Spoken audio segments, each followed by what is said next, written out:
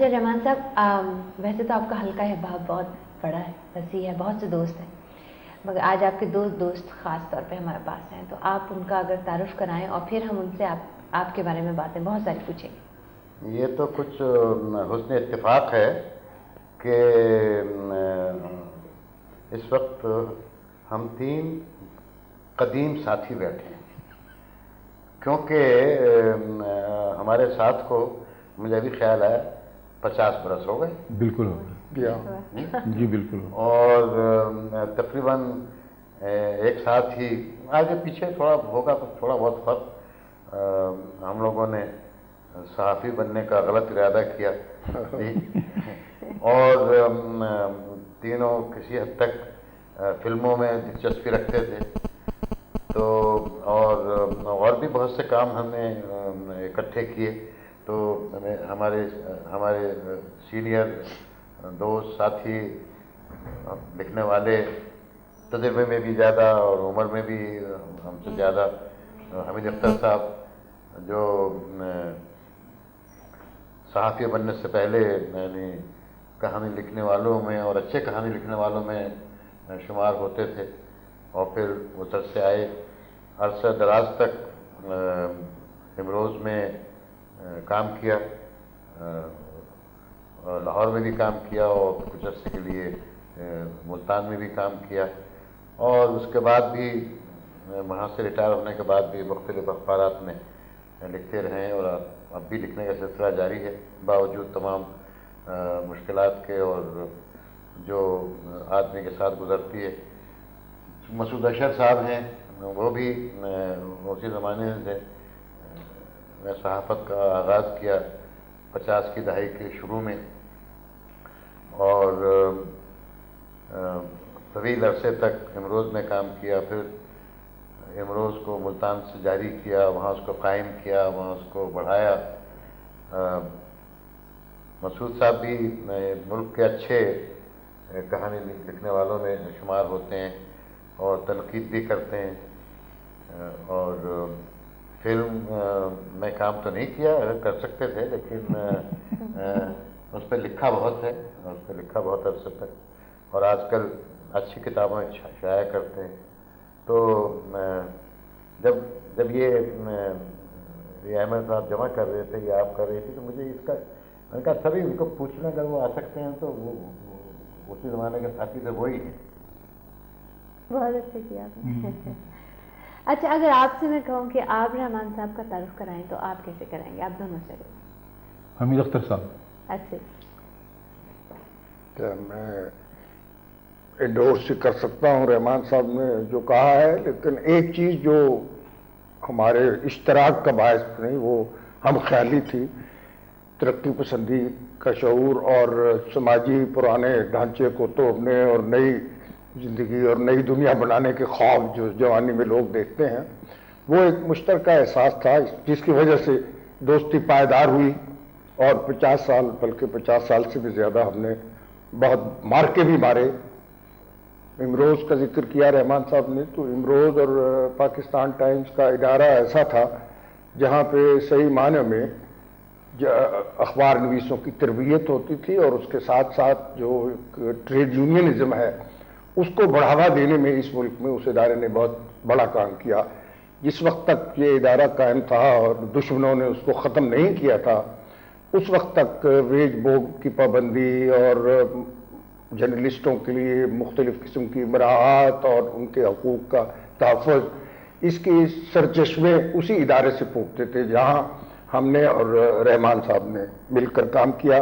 ہمارے تیسرے ساتھی وہ کچھ عرصہ قبل مرحوم ہو گئے، عبداللہ ملک صاحب، تو پی ایف یو جے اور پی یو جے وغیرہ میں ہم لوگوں نے بہت کام کیا، جو اس ادارے کے خاتمے کے بعد اب اس کی صورت وہ باقی نہیں رہی جو پہلے تھی۔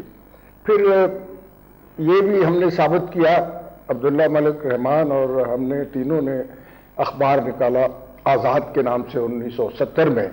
وہ بڑا مارکیٹ، وہ ایک، اب ہمارا خیال یہ تھا ہمارے پاس پیسے تو تھے نہیں، وہاں وہ یہ کہ ہم کو ترقی پسندی کے الزام میں یا بھٹو صاحب کی حمایت کرنے کے الزام میں کو 8-10 آدمیوں کو پروگریسو پیپر سے نکال دیا گیا کیونکہ اس پہ حکومت کا قبضہ تھا، وہ پرانے زمانے کا پرچہ نہیں تھا۔ جب ہمیں نکالا گیا تو کوئی 10-15 ہزار روپے ہمیں ملے گریچوٹی وغیرہ کے، وہ جمع کر کے ہم نے کوئی 70-80 ہزار روپیہ بنتا تھا، ہم نے کہا ہم اخبار نکالیں گے۔ تو خیال یہ تھا کہ 15-20 ہزار 25 ہزار اس کی اشاعت ہوگی، اس کا کچھ نہ کچھ بندوبست ہو جائے گا۔ تو ہوا یہ کہ جب اشتہار دیا اس اخبار کا تو وہ ایجنٹوں نے بہت دلچسپی ظاہر کی، کوئی 1 لاکھ روپیہ جمع ہو گیا، تو کل 2 لاکھ سے ڈیلی اخبار ہم نے شروع کیا۔ اس میں دوستوں نے تو زیادہ مدد نہیں کی، دشمنوں نے زیادہ مدد کی، اس لیے کہ ہمارا جو پہلا اخبار تھا جس دن وہ آیا ہے، شائع ہونا شروع ہوا ہے، اس کی لیڈ تھی کہ کراچی میں پولینڈ کے نائب وزیر خارجہ ہلاک کر دیے گئے۔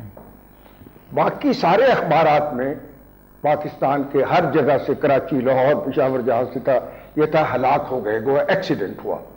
صرف ہم نے یہ کہا کہ وہ کسی جنونی نے ان کو مار دیا۔ اس پہ کچھ لوگوں نے پڑھا، اس کو دیکھا، لیکن اگلے دن ایک اخبار نے اس پہ نوٹ لکھ دیا کہ یہ بڑے بدماش لوگ ہیں، یہ دونوں ملکوں کے تعلقات خراب کرنا چاہتے ہیں، انہوں نے بڑی گڑبڑ کی ہے، وغیرہ وغیرہ۔ اس کا نتیجہ یہ ہوا کہ جو اخبار پہلے دن 8 آنے میں بکا تھا، دوسرے دن 2 روپے میں لوگوں نے آ کے خریدا۔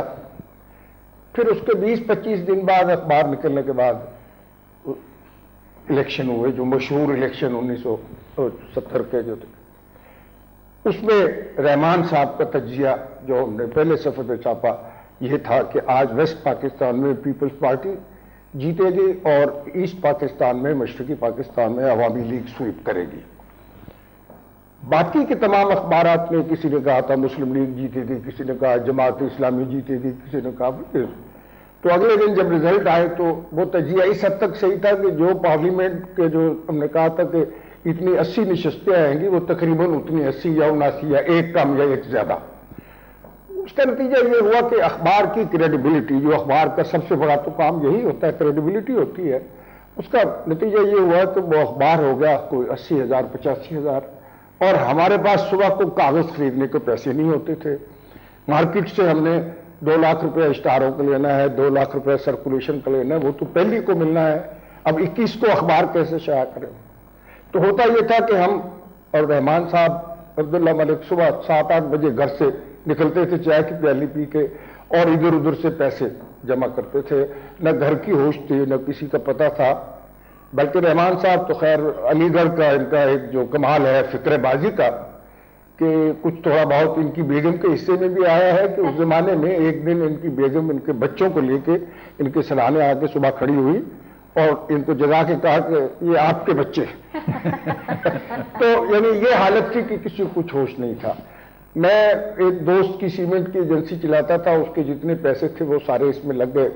میرے بڑے بھائی انہوں نے ایک دن کہا کہ یہ تم نے بہت ظلم کیا ہے، گھر میں پیسہ نہیں ہے اور تم اس میں لگ گئے ہو، اپنی ایجنسی کو چلاؤ تاکہ 4 پیسے آئیں، اور میرے پاس یہ پیسے پڑے ہیں 15,000 روپے، اس کے جا کے اس سیمنٹ کی گاڑیوں کے پیسے جمع کراؤ۔ تاکہ میں جب دفتر آیا تو کاتبوں نے ہڑتال کی ہوئی تھی، ان کو تنخواہ نہیں ملی تھی، وہ میں نے ان کو بانٹ دیے۔ تو اس طرح سے وہ پرچہ جو ہے وہ کوئی سال بھر چلا، لیکن پیسے نہ ہونے کی وجہ سے، اگر پیسے ہوتے تو شاید آج سب سے بڑا اخبار وہ ہوتا۔ دیکھیے مسعود صاحب، یہ آج کل کی جو نسل ہے جی وہ ہم سے بار بار پوچھتی ہے، شاید آپ سے بھی پوچھا ہو، کبھی وہ اس زمانے میں لوگوں کو ان باتوں کا خیال کیوں آتا تھا؟ جیسے حمید صاحب نے کہا کبھی ترقی پسندی کی طرف رجحان تھا یا لوگوں کے ساتھ کام کرنے کا تھا، تو اگر آپ یاد کریں تو کیا چیز تھی جو لوگوں کو مائل کرتی تھی؟ اصل بات یہ ہے کہ یہ زمانہ ہے جو ایک جو انڈیپینڈنس کی موومنٹ تھی، اس کے ساتھ ساتھ یہ جو ایک تسلسل ہے اس کا، یہ اس کا زمانہ تھا کہ جو دوسری جنگ عظیم کے ساتھ اور اس سے تھوڑا پہلے جو ایک ترقی پسندی کی موومنٹ تھی، چل رہی تھی، اور ایک یہ تھا کہ جو غیر ملکی سامراج ہے، غیر ملکی حکومت ہے، اس کے خلاف جدوجہد کرنا ہے۔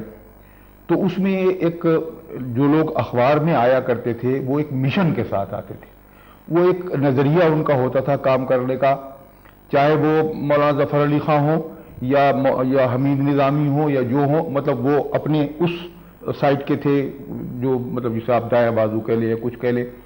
ایک یہ جو ترقی پسند تھے یہ بھی اخباروں میں اس لیے نہیں آئے تھے کہ ان کو کوئی اور کام نہیں ملتا تھا، اخباروں میں اس لیے آتے تھے کہ ان کا ایک نظریہ تھا، ان کا ایک مشن تھا، یہ چاہتے تھے کہ کام کریں، اور چونکہ آگے وہی کام کرتے تھے۔ اچھا، خوش قسمتی ہماری، میں بھی اس میں شامل ہوں، یہ ہے کہ ہمیں ایک پروگریسو پیپرز لمیٹڈ جیسا ادارہ مل گیا، اور اس ادارے میں ایسے لوگ سب شامل ہو گئے جو کمیٹڈ تھے اس نظریے کے ساتھ اور اس خیال کے ساتھ کہ اس ملک کو اچھا بنانا ہے، سوسائٹی کو اچھا بنانا ہے، لوگوں کی بھلائی کے لیے کام کرنا ہے، لوگوں کے اندر شعور پیدا کرنا ہے، روشن خیالی پیدا کرنا ہے، لبرل تھنکنگ پیدا کرنا ہے۔ تو یہ وہ لوگ جو تھے اس وقت وہ سب کے سب جمع ہو گئے، اور اس وجہ سے ایک ان کا جو انٹریکشن تھا وہ، جیسے ابھی حمید اختر صاحب نے کہا کہ پاکستان ٹائمز اور امروز کا ادارہ ایسا تھا جو کہ ایک تو یہ جسے میں نے روشن خیالی اور لبرلزم کہا اس کو فروغ دیتا تھا، دوسری بات جو تھی وہ یہ تھی کہ جو ورکرز کا جو مطلب کام کرنے والا طبقہ تھا اس کے حقوق کے لیے کام کیا کرتا تھا۔ یعنی آج میں سب لوگوں سے، اخبار والوں سے یہ کہا کرتا ہوں کہ third veg board award, third ہے یہ کون سا ویج بورڈ ایوارڈ آیا ہوا ہے، اخباروں کے مالکوں نے ایک دم اسے ریجیکٹ کر دیا، کورٹ میں چلے گئے۔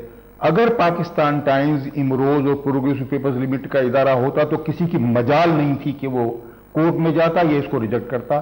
ہوتا یہ تھا کہ جیسے ہی ویج بورڈ ایوارڈ آیا کرتا تھا، جیسے ہی لوگوں کی تنخواہیں بڑھا کرتی تھیں اور برکت کی سہولتیں دی جاتی تھی، سب سے پہلے پروگریسو پیپرز لمیٹڈ پی پی ایل والے جو تھے، امروز، پاکستان ٹائمز، لیل و نہار اور اسپورٹس ٹائمز میں ان کی تنخواہیں بڑھ جاتی تھی اور دوسرے لوگ مجبور ہوا کرتے تھے۔ نہیں، وہ تو جہاں تک اخبار نویسوں کی اور اخباری کارکنوں کی ٹریڈ یونین ایکٹیویٹیز کو فروغ دینے کا مسئلہ ہے، میرے خیال میں پروگریسو پیپرز کے علاوہ کہیں ٹریڈ یونین کے کام پہ جانا جو کی چھٹی کی ضرورت نہیں پڑتی، جی بالکل نہیں، اور سفر کا کرایہ ملتا ہے۔ لیکن ایک جو سوال آتا ہے وہ یہ ہے کہ یہ بعض اوقات لوگ یہ سمجھتے ہیں کہ روشن خیالی اور لبرلزم اور ورکرز کے حقوق کا تصور یہ سب غیر سیاسی کام ہیں، یا یہ کہ ان کی جو جڑیں ہیں وہ سیاسی شعور میں نہیں ہیں، بھئی یہ ایک سیاست سے علیحدہ کام ہے۔ تو یہ اصل میں یہ تو ہماری جو سیاست کا جو ڈھانچہ بعد میں بنتا چلا گیا ہے، اور جس طرح وہ ایک انتشار پیدا ہوا ہے اور جس طرح ایک عجیب و غریب قسم کی کیفیت پیدا ہو گئی ہے، وہ مطلب خود غرضی کی وجہ سے سیاسی بھی ہے ویسی بھی ہے، یہ اس لیے اس قسم کا پیدا کر دیا۔ لیکن بہرحال لوگ اب بھی یہی مانتے ہیں کہ یہ بہرحال ایک سیاست کا حصہ ہے، یعنی شعور پیدا کرنا، شعور لوگوں تک بات پہنچانا، لوگوں کے حقوق کی بات کرنا، یہ بہرحال حصہ ہے۔ یہ بحث تو یعنی اخباری یا ٹریڈ یونین کی حد تک محدود نہیں رہی، ادب میں تو اس کا بہت شہرہ رہا، ادب برائے ادب اور ادب برائے زندگی۔ تو اس میں جو ادب برائے زندگی کے لوگ تھے وہ از خود پسپا ہو گئے۔ مثلا حلقہ ارباب ذوق میں یہ بحث ہمیشہ رہتی تھی کہ ہمارا سیاست سے کوئی تعلق نہیں۔ قیوم نظر سارتر سے ملے کسی طرح سے پیرس میں، وہ حلقہ ارباب ذوق کے مرحوم بہت بڑے داعی بھی تھے اور رکن تھے۔ تو سارتر صاحب نے پوچھا، اس زمانے میں ویتنام کی جنگ ہو رہی تھی، کہ بھئی اس کے بارے میں کیا خیال ہے؟ تو قیوم نظر صاحب نے کہا کہ میں تو ادیب ہوں، مجھے کیا ہے سیاسی معاملات سے۔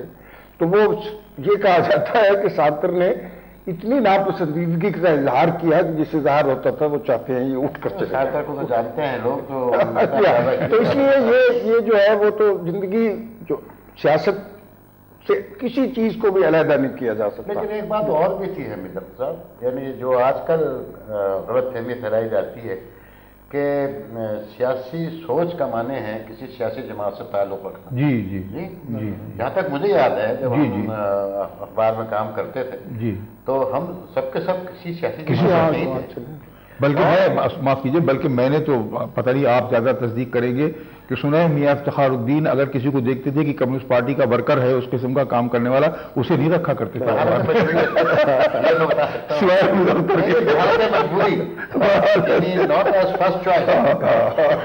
وہ نہیں رکھا کرتے تھے کہ یہ کام کرے گا یا یہ کام۔ اور بہت سے ایسے کچھ لوگ ایسے بھی تھے، اکثریت میں شاید نہ ہوں، جو اس ترقی پسند سیاست سے اختلاف کرتے تھے، جی بالکل تھے بھائی، آپ کا وہ جو ہے اپنے جماعت اسلامی گردیزی صاحب وہ تو جماعت اسلامی کے تھے، لیکن وہ رہا آپ کا ہمارے یہاں ہوتا ہے کہ دوستوں کا حلقہ یا کالج کے راؤنڈ ہوتا ہے یا نیبرہڈ کے راؤنڈ ہوتا ہے، یا کم آج کل کی جنریشن میں کم ہوتا ہے کہ ایشو بیس کے اوپر ایک جڑت ہو، کچھ این جی او سرکل ہے، تھوڑا بہت ہے، لیکن ایک وہ چیز نہیں. تھوڑا سا آپ بتائیں گے کہ پی ایس کا ویسے رول کیا رہا؟ ایک تو فیملی ہو گئی، پھر آپ کا کام سے ریلیٹڈ تھے، آپ کے سیاسی نظریے سے ریلیٹڈ تھے، تو ذرا مطلب تھوڑا سا براڈ کر کے اگر آپ اپنے دوستوں کی بات کریں تو آپ کی نظر میں کس طرح سے آپ انہیں دیکھتے تھے؟ بالکل وہ نظریے کے ارد گرد آپ کی دوستی تھی، یا وہ کس طرح سے آپ کا سرکل ایوالو ہوا؟ نہیں، میرے خیال میں دیکھیے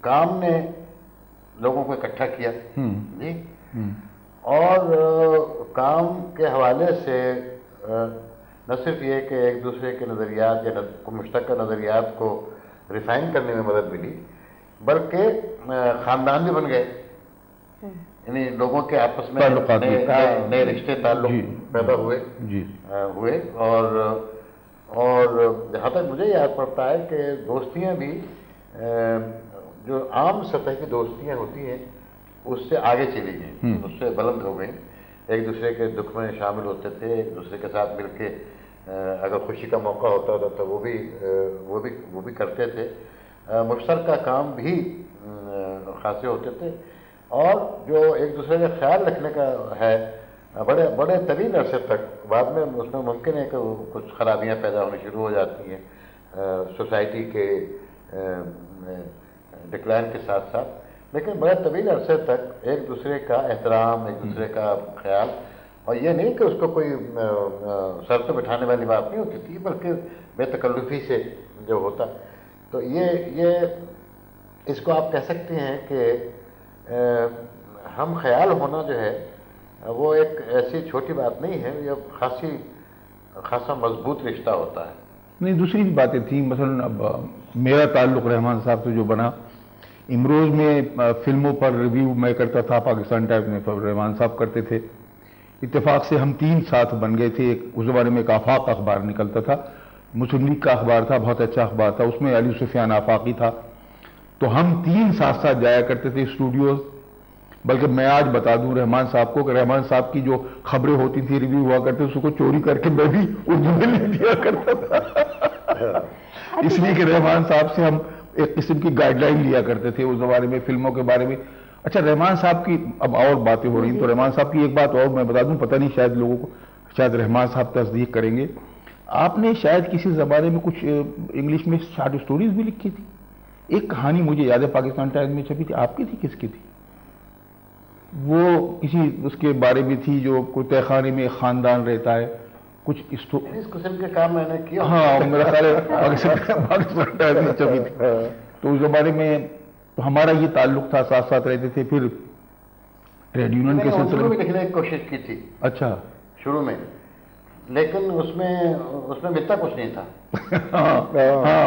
تو اس لیے ہم نے کہا اس میں تو کوئی فائدہ نہیں ہے. چائے بھی نہیں آدمی افورڈ کر سکتا.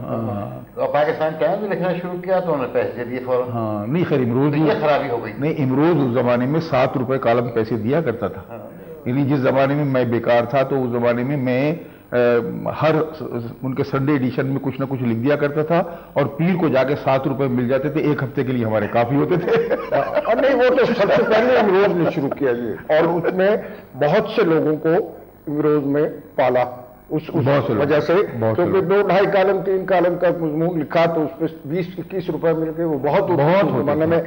ابراہیم جلیس حیدرآباد سے آیا، جب وہ سقوط حیدرآباد کے بعد میرے پاس ہی سنت نگر میں میں رہتا تھا، میرے ساتھ ہی رہتا تھا، کوئی اس کے ذریعے معاش نہیں تھا، اس نے امروز میں ویکلی لکھنا شروع کر دیا.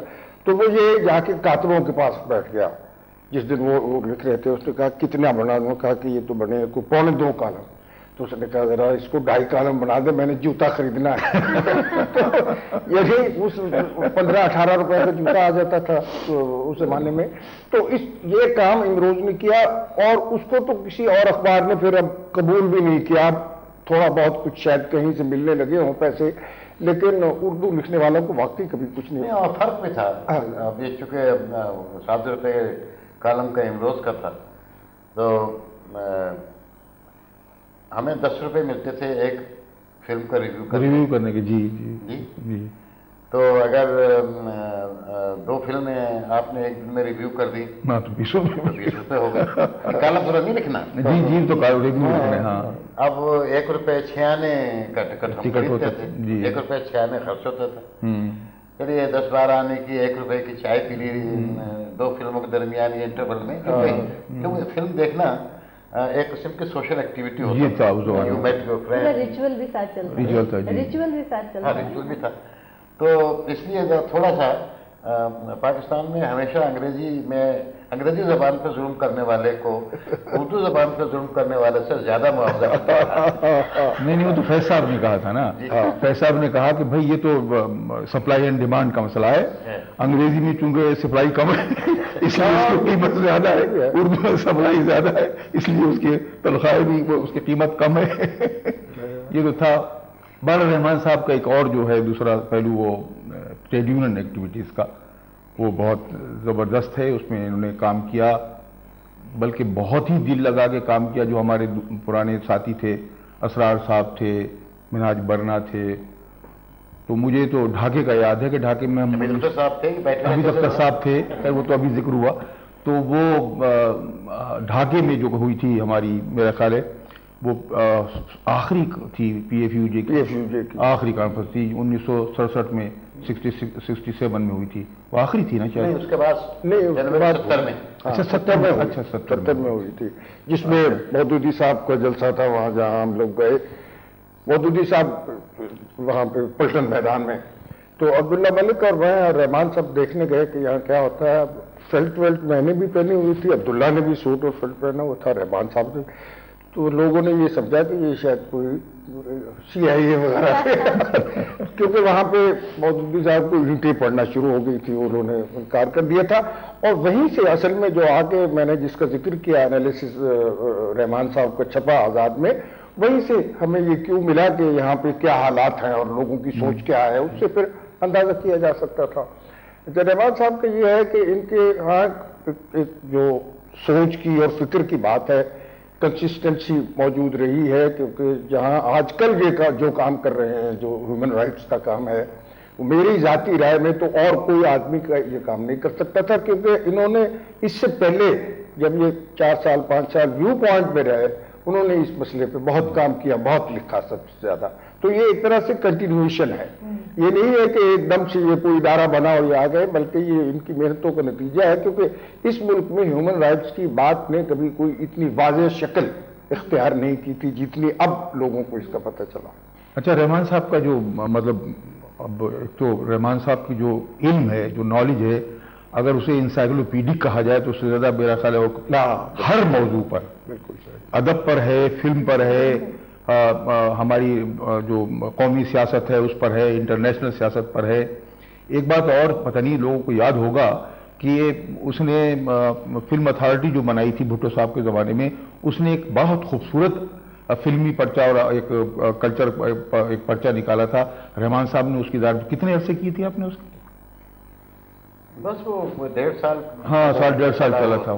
وہ بہت اچھا پرچہ رہا تھا. مطلب یہ کہ صرف سیاست نہیں ادھر بھی انہوں نے رحمان صاحب نے کام کیا تھا. اچھا ابھی فقرے بازی کی بات کی مطلب رحمان صاحب کے اندر جو سینس آف ہیومر ہے وہ بلا کی ایسا فقرہ چھوڑتے ہیں کہ جو سننے والا جو گھبرا جاتا ہے. اب ہم کب ڈھاکے میں جو اس کی پاک انڈیا فورم کی جو کانفرنس ہوئی تھی وہ 4 سال ہو گئے شاید. تو وہاں جو آج کل جیوتی باسو کے بعد جو وہاں کے چیف منسٹر ہیں بدھ دیو کیا آگے کیا نام ہے چیف منسٹر جو ہیں آج کل وہ اس زمانے میں کلکتے میں اس زمانے میں وہ ویسٹ بنگال کے منسٹر آف انفارمیشن اور کلچر وغیرہ تھے. تو انہوں نے ہمیں چائے بھی بلایا تھا. خیر وہ ہم چائے وائے پی رہے تھے. ایک تھوڑی سی بات ضمنی بھی میں بتا دوں کہ وہ لوگ تو بہت سادہ لوگ ہیں. ہمارے ساتھ جو خواتین و حضرات گئے تھے وہ بڑے بن ٹھن کے.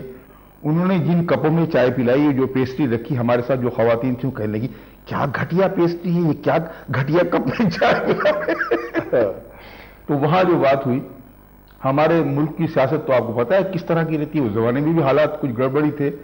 تو بدھ دیو نے ان سے پوچھا کہ پتہ نہیں کیا بات تھی کہ اس کا کیا حال ہے. تو رحمان صاحب کا ایک دم جو تھا نا وہ حص جو ہے فکر بازی کی، وہ کہنے لگے I know but I won't tell you. اب وہ گھبرا گیا کہ کیا مطلب کون سی ایسی بات ہے کہ جو آئی وونٹ ٹیل یو. تو اس کے بعد پھر سمجھایا تو پھر وہ بھی ہنسا کہ یہ مذاق تھا.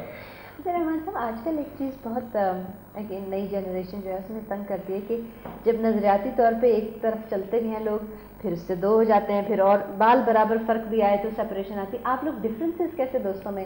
نہیں، وہ اس کے میں آپ کو ایک بات بتاتا ہوں کہ ڈفرینسز ہونا بڑی اچھی بات ہے. وہ بہت پہلے before I became full time journalist, sir میں یہ سودا سمایا کہ کچھ فلاح عام کا کام کرنا چاہیے. تو 10-12 ہم عمر لوگوں نے جو مختلف کام کرتے تھے، چھوٹے موٹے کماتے تھے، بہت معمولی، یہ فیصلہ کیا کہ ایک اسکول بنایا جائے جس میں کہ غریبوں کو، ایسے لوگوں کو جو پارٹیشن کی وجہ سے اپنی تعلیم مکمل نہیں کر سکیں، ان کو مدد کی جائے کہ وہ شام کو رکھا جائے. تو اس زمانے میں جب ہم جگہ تلاش کر رہے تھے تو یہاں پرانی ناکلی میں ایک دارالعلوم ہوتا تھا اور اس میں جگہ بہت تھی. وہاں گئے، مولوی صاحب کے پاس گئے، ان سے کہا کہ صاحب یہ ہمارا ارادہ ہے، ہم خدمت خلق کرنا چاہتے ہیں، اور اگر آپ ہمیں کم کرائے پہ یہ جگہ عنایت کر دیں، شام کو ہم یہاں بچوں کو پڑھا لیا کریں گے. کسی کا میٹریکولیشن رہ گیا ہے، کسی کا ایف رہ گیا، جسٹ کمپلیٹ. تو انہوں نے کہا کہ اچھا آپ سب لوگ دوست ہیں؟ کہ ہاں بالکل ہیں. تو کبھی آپ کے آپس میں لڑائی ہوئی ہے؟ میں نے بیوقوفی میں فوراً کہہ دیا، جلدی میں کہہ دیا کہ نہیں، کبھی نہیں ہوئی. اچھا، کبھی نہیں ہوئی. تو انہوں نے کہا کہ پھر آپ کو کیسے پتا ہے کہ آپ کی دوستی پکی ہے؟ اچھا. تو یہ جو ایک ہے اختلاف ہونا اور اختلاف کے بعد اس کو ایک سطح پر لے جانا اور پھر دوستی کو بچا لینا یہ ہے. مگر ہمارے ساتھ جو مسئلہ ہوا وہ یہ ہے کہ ہمارے بھی آپس میں اختلافات ہوتے تھے.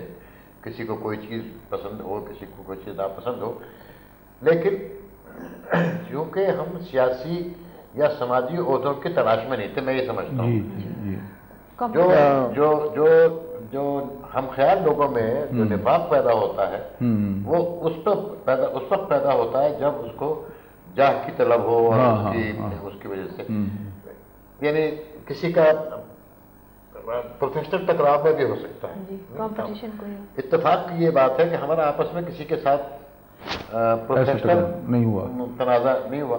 یہ وہ ٹھیک ہے، کبھی کسی کی ایڈیٹر سے کوئی تھوڑی بہت انبن ہو گئی یا کسی کو کسی بات پہ ناراضگی ہو گئی، لیکن اور دوسرے یہ کہ اس لائن میں نہیں تھے جہاں جھگڑے ہوتے ہیں.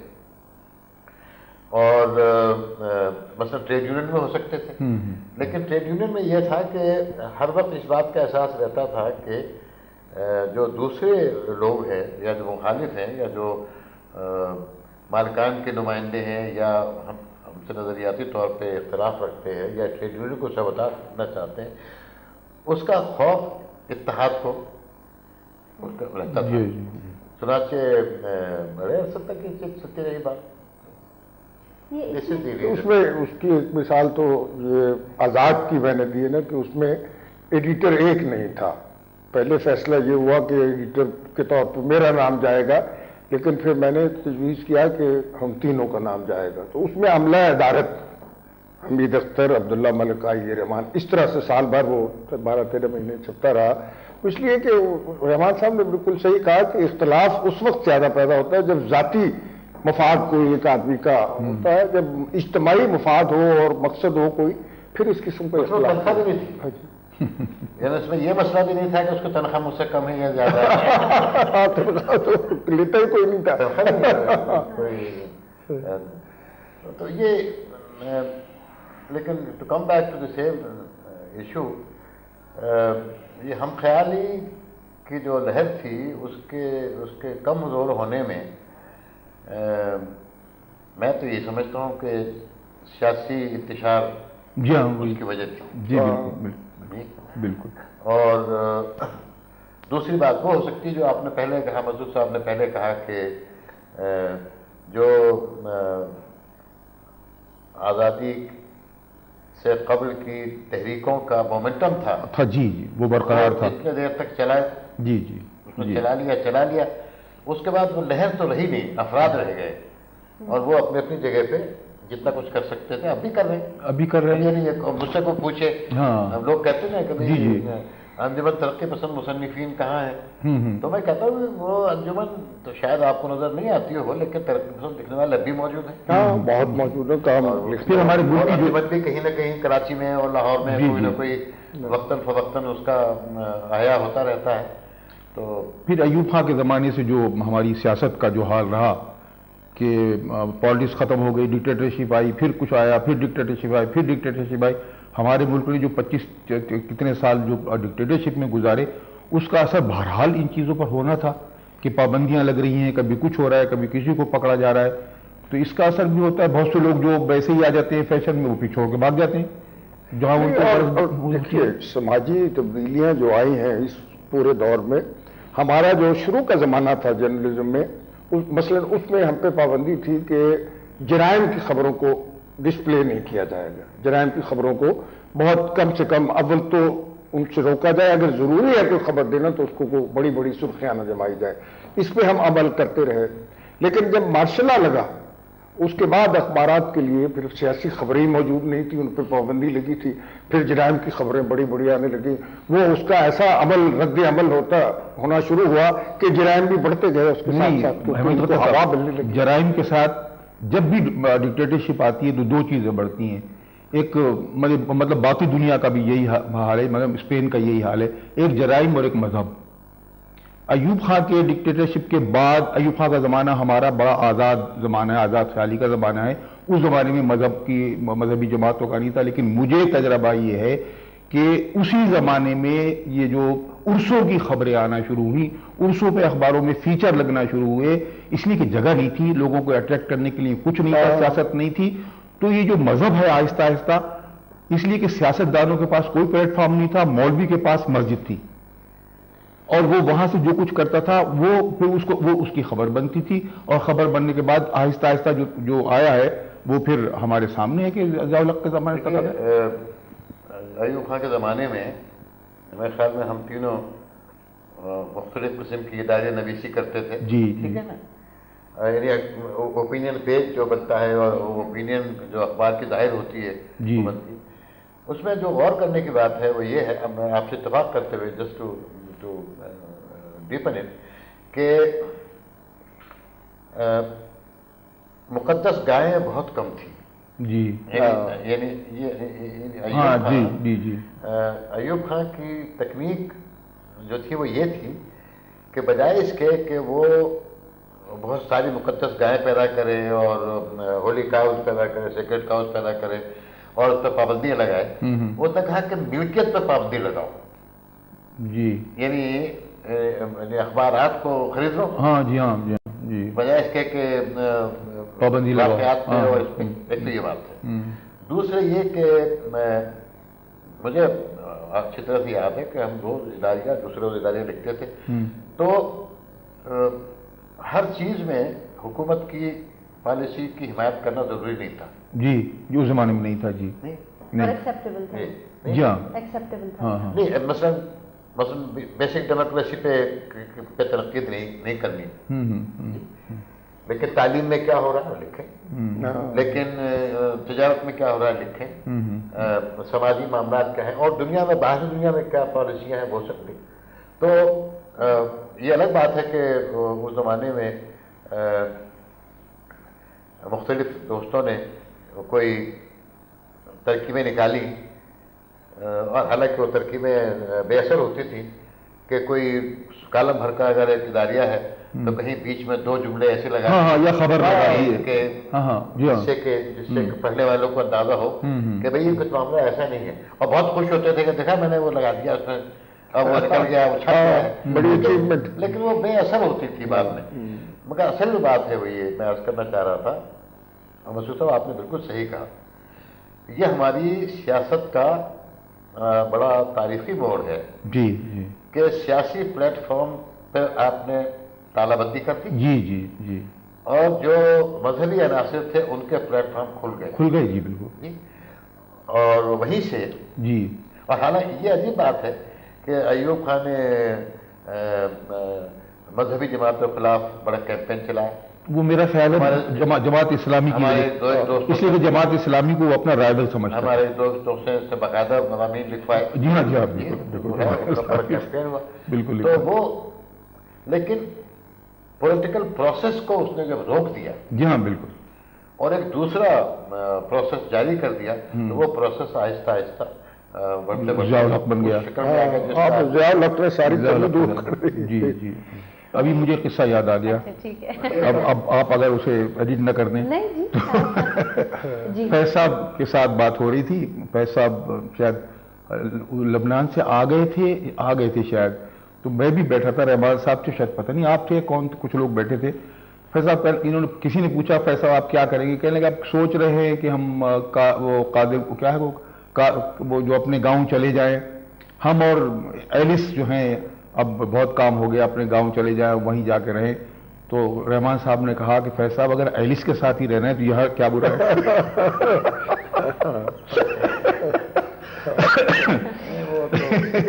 رحمان صاحب نے تو عبداللہ ملک حج پر گئے تو جب وہ واپس آئے مبارکباد دینے کے لیے گئے, ہم لوگ باتیں ہوتی رہی تو عبداللہ ملک نے ان کی بیگم بھی ساتھ گئی تھی آج کے لیے, بلکہ وہی لے کے گئی تھی ملک صاحب کو. تو رحمان صاحب نے پوچھا کہ آپ نے وہاں شیطان کو کنکریاں ماری؟ تو اس نے کہا ہاں. تو اس نے کہا کہ وہاں جانے کی اس کے لیے کیا ضرورت تھی. یہ جو ہماری کلاس کے لوگوں کا جو مزہ ہے وہ ہم کتابوں سے, رسالوں سے, اخباروں سے حاصل کر کے اور ایک دوسرے کے خلاف استعمال کرتے رہتے ہیں. ایکچولی یہ تقسیم سے پہلے بھی جو ہندوستان کا مزاح تھا وہ اور جو بعض اوقات نچلے درجے کے لکھنے والوں میں بھی نظر آتا تھا. جی ہاں بڑا سٹل. بڑے درجے کا لکھنے والا اس پہ نہیں کرے گا. یہ تو ایسے ہی ہے جیسے کہ رامپور میں لڑکے گاتے ہوں گے کہ جب سے ملی تور در کی خاک جانا سندل کا لگانا چھوڑ. فلمی گانا تھا. اب ہر ایک گانا گاتا پھر رحمان صاحب آپ علی ہیں. مجھے اکثر یہ دو چیزیں علی گڑھ والوں کی میری سمجھ میں نہیں آتی. ایک تو خیر سمجھ میں آتی ہے کہ فکر بازی کی وہاں پہ روایت چل رہی ہے. دوسری بات جو میں نے دیکھا ہے کہ بڑے بڑے علی گڑھ جو وہاں کے پڑھے ہوئے ہیں وہ باغی ثابت ہو. اسلامک یونیورسٹی ہے وہ اسلامی. جب وہ علی گڑھ میں یونیورسٹی قائم کی گئی تو اس کا مطلب مسلمان لڑکوں کو پڑھانا ہی نہیں تھا بلکہ ایجوکیشن عام کرنے کے ساتھ ساتھ اچھا مسلمان بنانا بھی تھا. لیکن وہاں کے پڑھے ہوئے بہت نامور لوگوں میں سے مثلاً مجاز, اسرار الحق مجاز, سردار جعفری اور بے شمار جو لکھنے پڑھنے والے تھے وہ سماج سے سیاسی کو تو نکالنے کی کوشش اور بلکہ بہت سے مذہب سے بھی باغی ہو گئے. تو یہ علی گڑھ کی تعلیم کا کوئی اثر تھا, یہاں کی پابندیوں کا کوئی اثر تھا؟ نہیں, میں آپ سے یہ بڑا اچھا آپ نے اس بات کا کہہ دیا. کل ایک جگہ تعلیم پہ ڈسکشن ہو رہا تھا اور بار بار اسلامک ایجوکیشن کا نام کی ترکیب استعمال ہو رہی تھی. اور ہماری حکومت بھی اور ہمارے اخبارات میں بھی اسلامک ایجوکیشن کا آپ کو تذکرہ سنتے ہیں. حالانکہ there is nothing like Islamic education. جو کہنا چاہتے ہیں وہ اور جو کہنا چاہیے ان کو وہ ہے اسٹڈیز ان اسلام یا اسلامک اسٹڈیز. یعنی اگر آپ دو ترکیب کو سامنے رکھیں, اور میں اس لیے کہہ رہا ہوں یہ کہ علی گڑھ میں اسلامک ایجوکیشن نہیں ہوتی تھی, سیکولر تھی. جی بلکہ there was a separate area جس کو آپ اسٹڈی آف اسلام کہہ سکتے ہیں. اچھا, ایک وہاں ایک مذہبی تعلیم کا پیریڈ ہوتا تھا لیکن اس میں آپ کی کارکردگی کیا ہے اس کا کوئی اثر آپ کی باقی کارکردگی پہ نہیں پڑتا. یہ نہیں تھا کہ آپ میڈیکل کالج میں داخلہ لینا چاہتے ہیں اور اسلامیات میں فیل ہو گئے تو آپ میڈیکل کالج میں نہیں پڑھ سکتے جو آج کل ایک بات، آپ تاریخ پڑھ رہے ہیں، آپ اردو ادب پڑھ رہے ہیں، اب تاریخ کے استاد تھے پروفیسر حبیب، اردو پڑھاتے تھے اپنے سرور صاحب، رشید صاحب، اچھا رشید جی، سائنس کے استاد تھے. اس میں وہ کبھی اپنے مضمون میں مذہب نہیں لاتے تھے. تو یعنی یہ جو بنیادی فرق تھا جی، کہ حالانکہ یہ ہو سکتا ہے کہ سر سید کے ذہن میں جب انہوں نے یہ بنائی یونیورسٹی اور کالج بنایا تو ہوگا، اور وہ لیکن دوسری وجہ اور تھی. دوسری وجہ یہ تھی کہ شروع میں تو علی گڑھ میں مالدار، رشتہ دار، تعلق دار، چھوٹے موٹے نواب، ان کے بچے جاتے تھے اپنی بہلیوں میں بیٹھ کے یا رتھ میں بیٹھ کے، وہ وہاں رہتے تھے، پڑھتے کم تھے اور خرچ زیادہ کرتے تھے. لیکن by the end of 30s ایک بہت بڑا ریلا آ گیا غریب آدمیوں کا، بنگال سے، پنجاب سے، یعنی اور یہ سب ان میں بہت بھاری اکثریت ایسے لوگوں کی تھی جو لو مڈل کلاس سے تعلق رکھتے تھے اور افورڈ کر سکتے تھے. اور اب یہ سب کے سب مختلف تحریکوں میں تھے. چنانچہ جو وہاں کے وائس چانسلر ہوتے تھے یا جو عمال و حکام کہتے ہیں وہ اپنے رنگ بدلتے رہتے تھے. کبھی خاکسار ہو گئے، سب خاکسار ہو گئے، یہ وہ زمانہ تھا جی. لیکن اسٹوڈنٹ باڈی نہیں ہوتی تھی. تو یہ جو آپ نے کہا نا کہ وہاں جو اور دوسرے تھی وہ بہت اچھی تعلیمی درسگاہ نہیں تھی، استاد اچھے تھے. اور یہ بڑی خاصی کوشش کی جاتی تھی کہ آپ پڑھیں. اب کلاس روم کو چھوڑ دیجیے، ویسے پڑھیں. پھر یونین کا بڑا رول تھا. مجھے اب تک یاد ہے کہ جب وائس چانسلر صاحب نے اپنے ایک چہیتے کو یونین کے لیے نامزد کیا وائس پریزیڈنٹ بنانے کے لیے نواب باغپت کے خاندان سے، تو طلبا نے ATM مصطفیٰ کو کھڑا کر دیا. اب یہ غریب آدمی بنگال سے آیا ہوا، کھدر پہنتا ہے کہ بائیں بازو کا آدمی سمجھا جاتا ہے، اور ساتھ میں سیکرٹری کے عہدے کے لیے غیور الاسلام صاحب کو کھڑا کر دیا. اور لوگوں نے کہا کہ یہ لوگ تو لیفٹسٹ ہیں، یہ لوگ کمیونسٹ فلانا ہے اور یہ وہ. اور وہ وائس چانسلر صاحب کے جو تھے نمائندے وہ ہار گئے، یہ جیت گئے. تو یہ ایک اچھا نیم رحمان صاحب، اس میں ایک زمانے کی بھی بات بھی ہے نا کہ اس وقت کا ماحول ایسا تھا، اس وقت کی فضا ایسی تھی کہ یہ جو 30s کے سے جو شروع ہوا، آپ 36 سے یا 35 سے شروع کریں، 36 تک یہی زمانہ ہے کہ جو ترقی پسندی کا دور شروع ہوا وہ ادب میں بھی تھا، سیاست میں بھی تھا. آپ نہرو کی پالیٹکس کو بھی اس میں شامل کر لیں کمیونسٹ پارٹی کے ساتھ. یہ ساری ایک ترقی پسند جو رو تھی اس نے علی گڑھ پر بھی اثر کیا. اس لیے کہ اس کے بعد اگر ہم دیکھتے ہیں جو زمانہ آتا ہے وہ سارے کا سارا اینٹی پروگریسو زمانہ آ گیا علی گڑھ میں. اور آزادی کے فوراً بعد جو علی گڑھ تھا اور یا اب جو علی گڑھ ہے وہ علی گڑھ نہیں ہے جو آپ کے زمانے کا علی گڑھ تھا. وہ تو ہو بھی نہیں سکتا.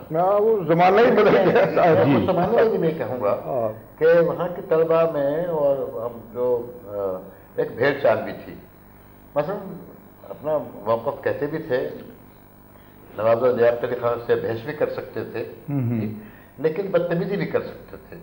جیسے کہ جوتوں کا ہاتھ ڈال سکتے ابو کلام آزاد کے ساتھ کیا جس کا کوئی وہ نہیں تھا، اور کچھ دادا گیری بھی کرتے تھے، جوتوں کا ہاتھ ڈال. ایک دفعہ مجھے یاد ہے قائد اعظم جا رہے تھے، میرے خیال میں شروع 47 کی بات ہے کہ وہ بنگال جا رہے تھے بائی ٹرین، تو اسٹوڈنٹس نے کہا کہ آپ اتریں اور ہمیں ایڈریس کریں، اور چونکہ یہ قائد اعظم کے شیڈول میں شامل نہیں تھی بات، تو وہ تو یہ کر نہیں سکتے تھے، تو کہا کہ اچھا نہیں نکلیں گے تو ٹرین نہیں جائے گی، ٹرین رکی ہوئی ہے، ٹریک پہ اسٹوڈنٹس ہیں، چھت پہ اسٹوڈنٹس ہیں، دونوں طرف اسٹوڈنٹس ہیں. تو پھر اس میں جو گھوڑے لوگ سفر کر رہے تھے یا پھر اور لوگ سفر کر رہے تھے، وہ نکلے اپنے ڈپوں سے، جا کے انہوں نے قائد اعظم سے یہ گزارش کی کہ آپ اپنا ڈسپلن اس وقت چھوڑیں، ہم سب کو کلکتہ پہنچنا ہے. دروازے پہ کھڑے ہو کے لڑکوں کے اس سے 2 لفظ کہہ دیجیے. تو پھر وہ آئے جی نکلے. اور تو یہ کوئی کئی چیزیں ایسی تھی جو مشہور تھیں کہ صاحب کوئی ڈسپلن نہیں ہے، بغیر ٹکٹ سفر کرنا ٹرین میں، یہ ایک عام بات تھی.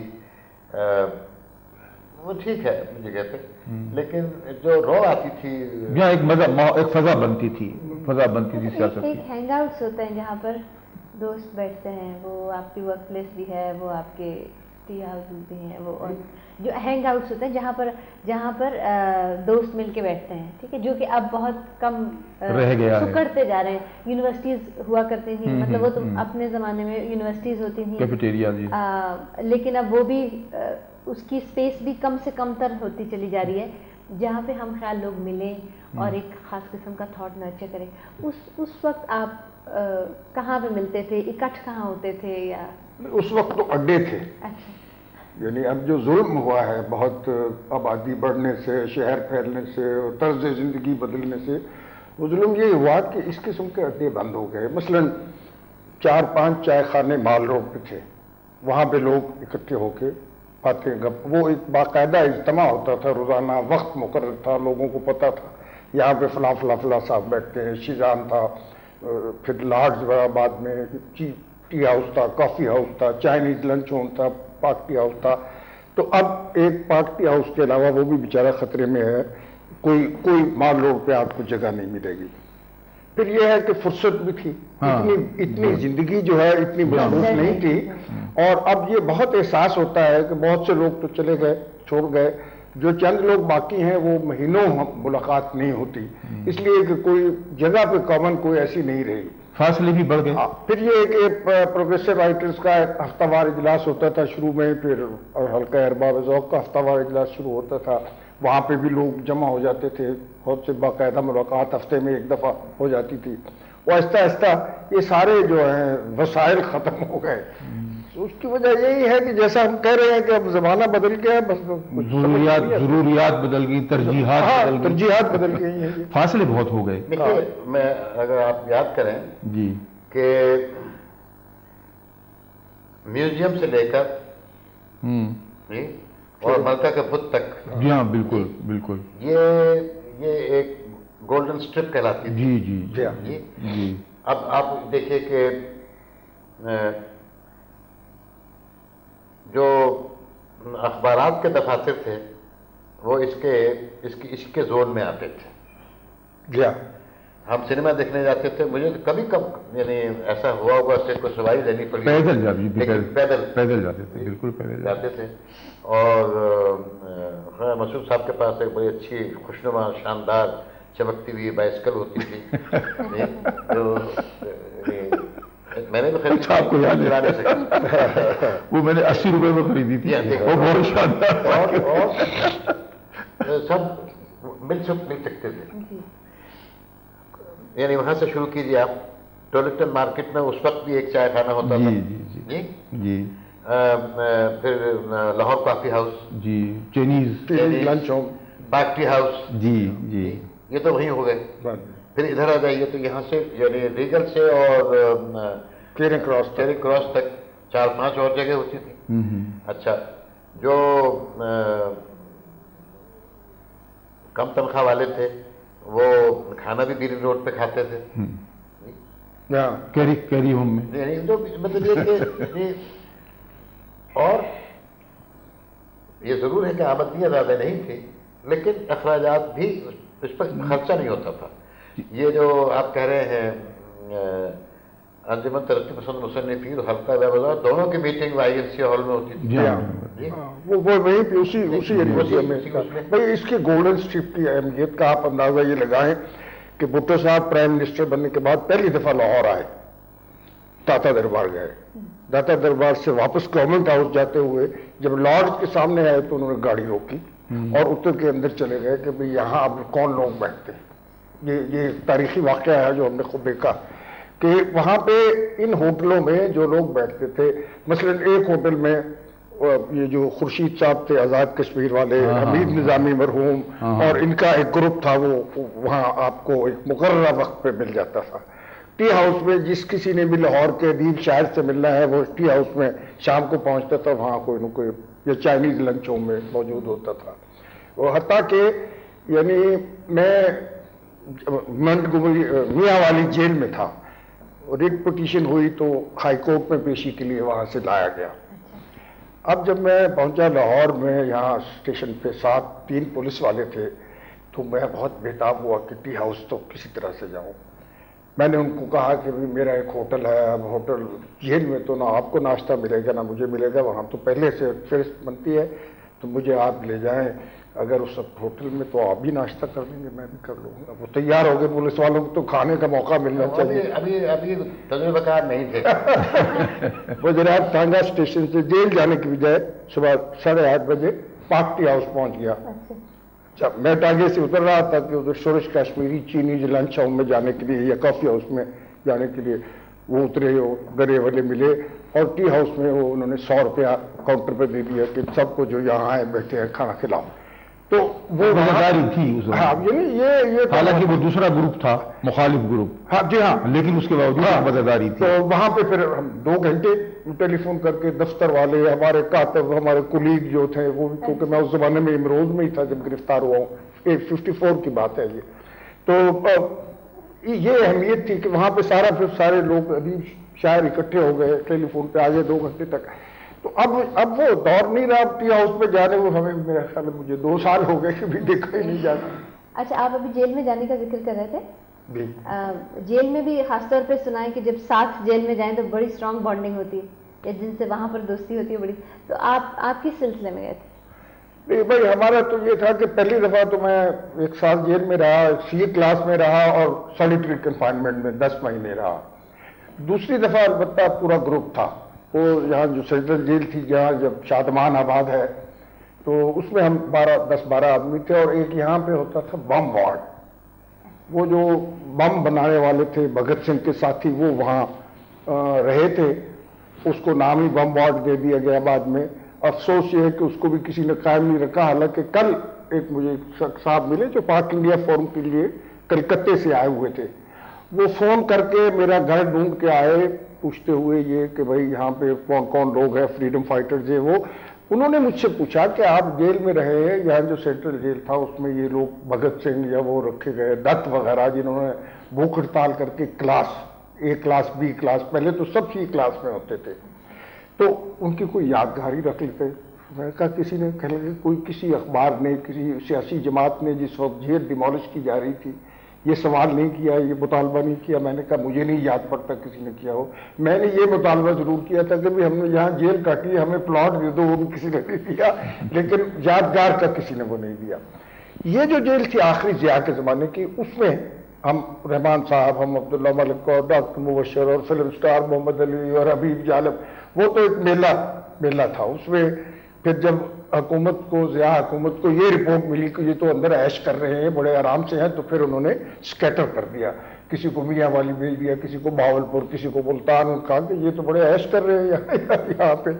تو یہ کہا جاتا ہے کہ آدمی جو ہے, صحیح آدمی, مکمل آدمی اسی وقت بنتا ہے جب یا تو جیل میں جائے یا فوج میں رہے. پتہ نہیں, یہ سنا ہے ہم نے مقولہ, جیل میں آدمی جیل میں جو ہے وہ صحیح آدمی کی جو کردار ہے وہ ثابت ہوتا ہے, اور اس کی آزمائش ہوتی ہے کہ بھائی یہ اس کا ظرف کتنا ہے, برداشت کتنی ہے. یہ وہاں جائے بغیر یہ پتہ نہیں چلتا. ویسے وجوہات تو بہت کلیئر. میرا تجربہ تھوڑا سا مختلف تھا, کیونکہ یہ جو ضیاء الحق کے دور کی بات ہے, میں جس ہفتہ روزہ اخبار سے وابستہ تھا، اس کا سارا عملہ جیل میں تھا. یعنی ایڈیٹر صاحب جیل میں تھے، اور ہمارے ایک ساتھی امین مغل اس میں جیل میں تھے، آپ بھی اس وقت ویو پوائنٹ میں تھے. جی صرف ایک صاحب رہ گئے تھے جو باہر تھے، لیکن وہ خوف سے دفتر نہیں آتے تھے. اب دیکھیں جیل پاکستان بننے کے بعد جو جیل کے حالات میں ایک ابتری آئی ہے، وہ ایک یہ بھی ہے کہ ہماری آزادی کی اسٹرگل کے دوران جیل جانا ایسا ہوتا تھا جیسے ایک نئے کالج میں آ گئے، نئے ادارے میں آ گئے. لوگ اپنی تعلیم کا سلسلہ جاری رکھتے تھے، جو تعلیم یافتہ تھے وہ کوئی اور ڈگریاں حاصل کرتے تھے اور ان کو سہولتیں فراہم کی جاتی تھیں. جی مجھے یاد ہے ہمارے یہاں جو لوگ تھے، ویسے عبدالصمد اچکزئی، انہوں نے جیل میں ہی لمبی طویل جیل تھی، اس میں انہوں نے اپنے کئی امتحان پاس کیے. محمود علی قصوری صاحب نے پاکستان کی جیل تو نہیں تھی، وہ بمبئی میں تھے اپنے بھائی کے پاس، جب انہوں نے پہلا امتحان دیا جیل میں بیٹھ کے. اور قید، سخت قید میں تھے، یعنی مونج کی رسی بنانی پڑتی تھی اور امتحان کی تیاری بھی. تو یہ خاصا اس کا ڈسپلن ہوتا تھا. جو حمید اختر صاحب کو یاد ہوگا کہ بہت سی فیصلے جو ترقی پسند سیاسی جماعتوں نے اور کیے وہ جیل کے زمانے میں کیے. اچھا، ابوالکلام اور جواہر لال نہرو کی اچھی کتابیں جیل میں لکھی گئی. یہ سب ختم ہو گیا تھا ہمارے یہاں. ہمارے یہاں تو ضیاء الحق کے دور میں یہ تھا کہ کیا انتظام کیا جائے کہ زیادہ سے زیادہ پراٹھے کھائے جا سکیں، زیادہ سے زیادہ انڈے استعمال کیے جا سکیں، کہاں سے حلوہ آ سکتا ہے، کون سا کھانا آ سکتا ہے، جو یہ ہمارے کلچر کے منافی تھا. پہلے یہ سب نہیں ہوتا تھا. لیکن ہمارے جو ایڈیٹر صاحب تھے مظہر علی خان، انہوں نے کہا بھی ایک میز تلاش کرو اور ایک کرسی تلاش کرو. انہوں نے کہا کیوں خیریت؟ کہنے کو میٹنگ کرنی ہے بھائی. یعنی اخبار کے بارے میں میٹنگ کرنی ہے. میں اخبار کے بارے میں کیا میٹنگ کرنی ہے؟ نہیں اچھا بھائی کیا لکھا جائے. یعنی اس کو بھی انہوں نے، اگر کسی کو یہ خیال تھا کہ جیل میں جانے سے اب دفتری کام سے نجات مل گئی ہے تو غلط ثابت ہو گیا. وہاں شروع ہو گئی ورکنگ جیل، نہیں ورکنگ ڈے.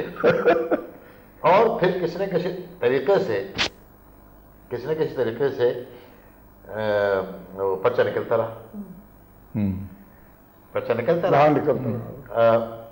اب دروغ بر گردن راوی.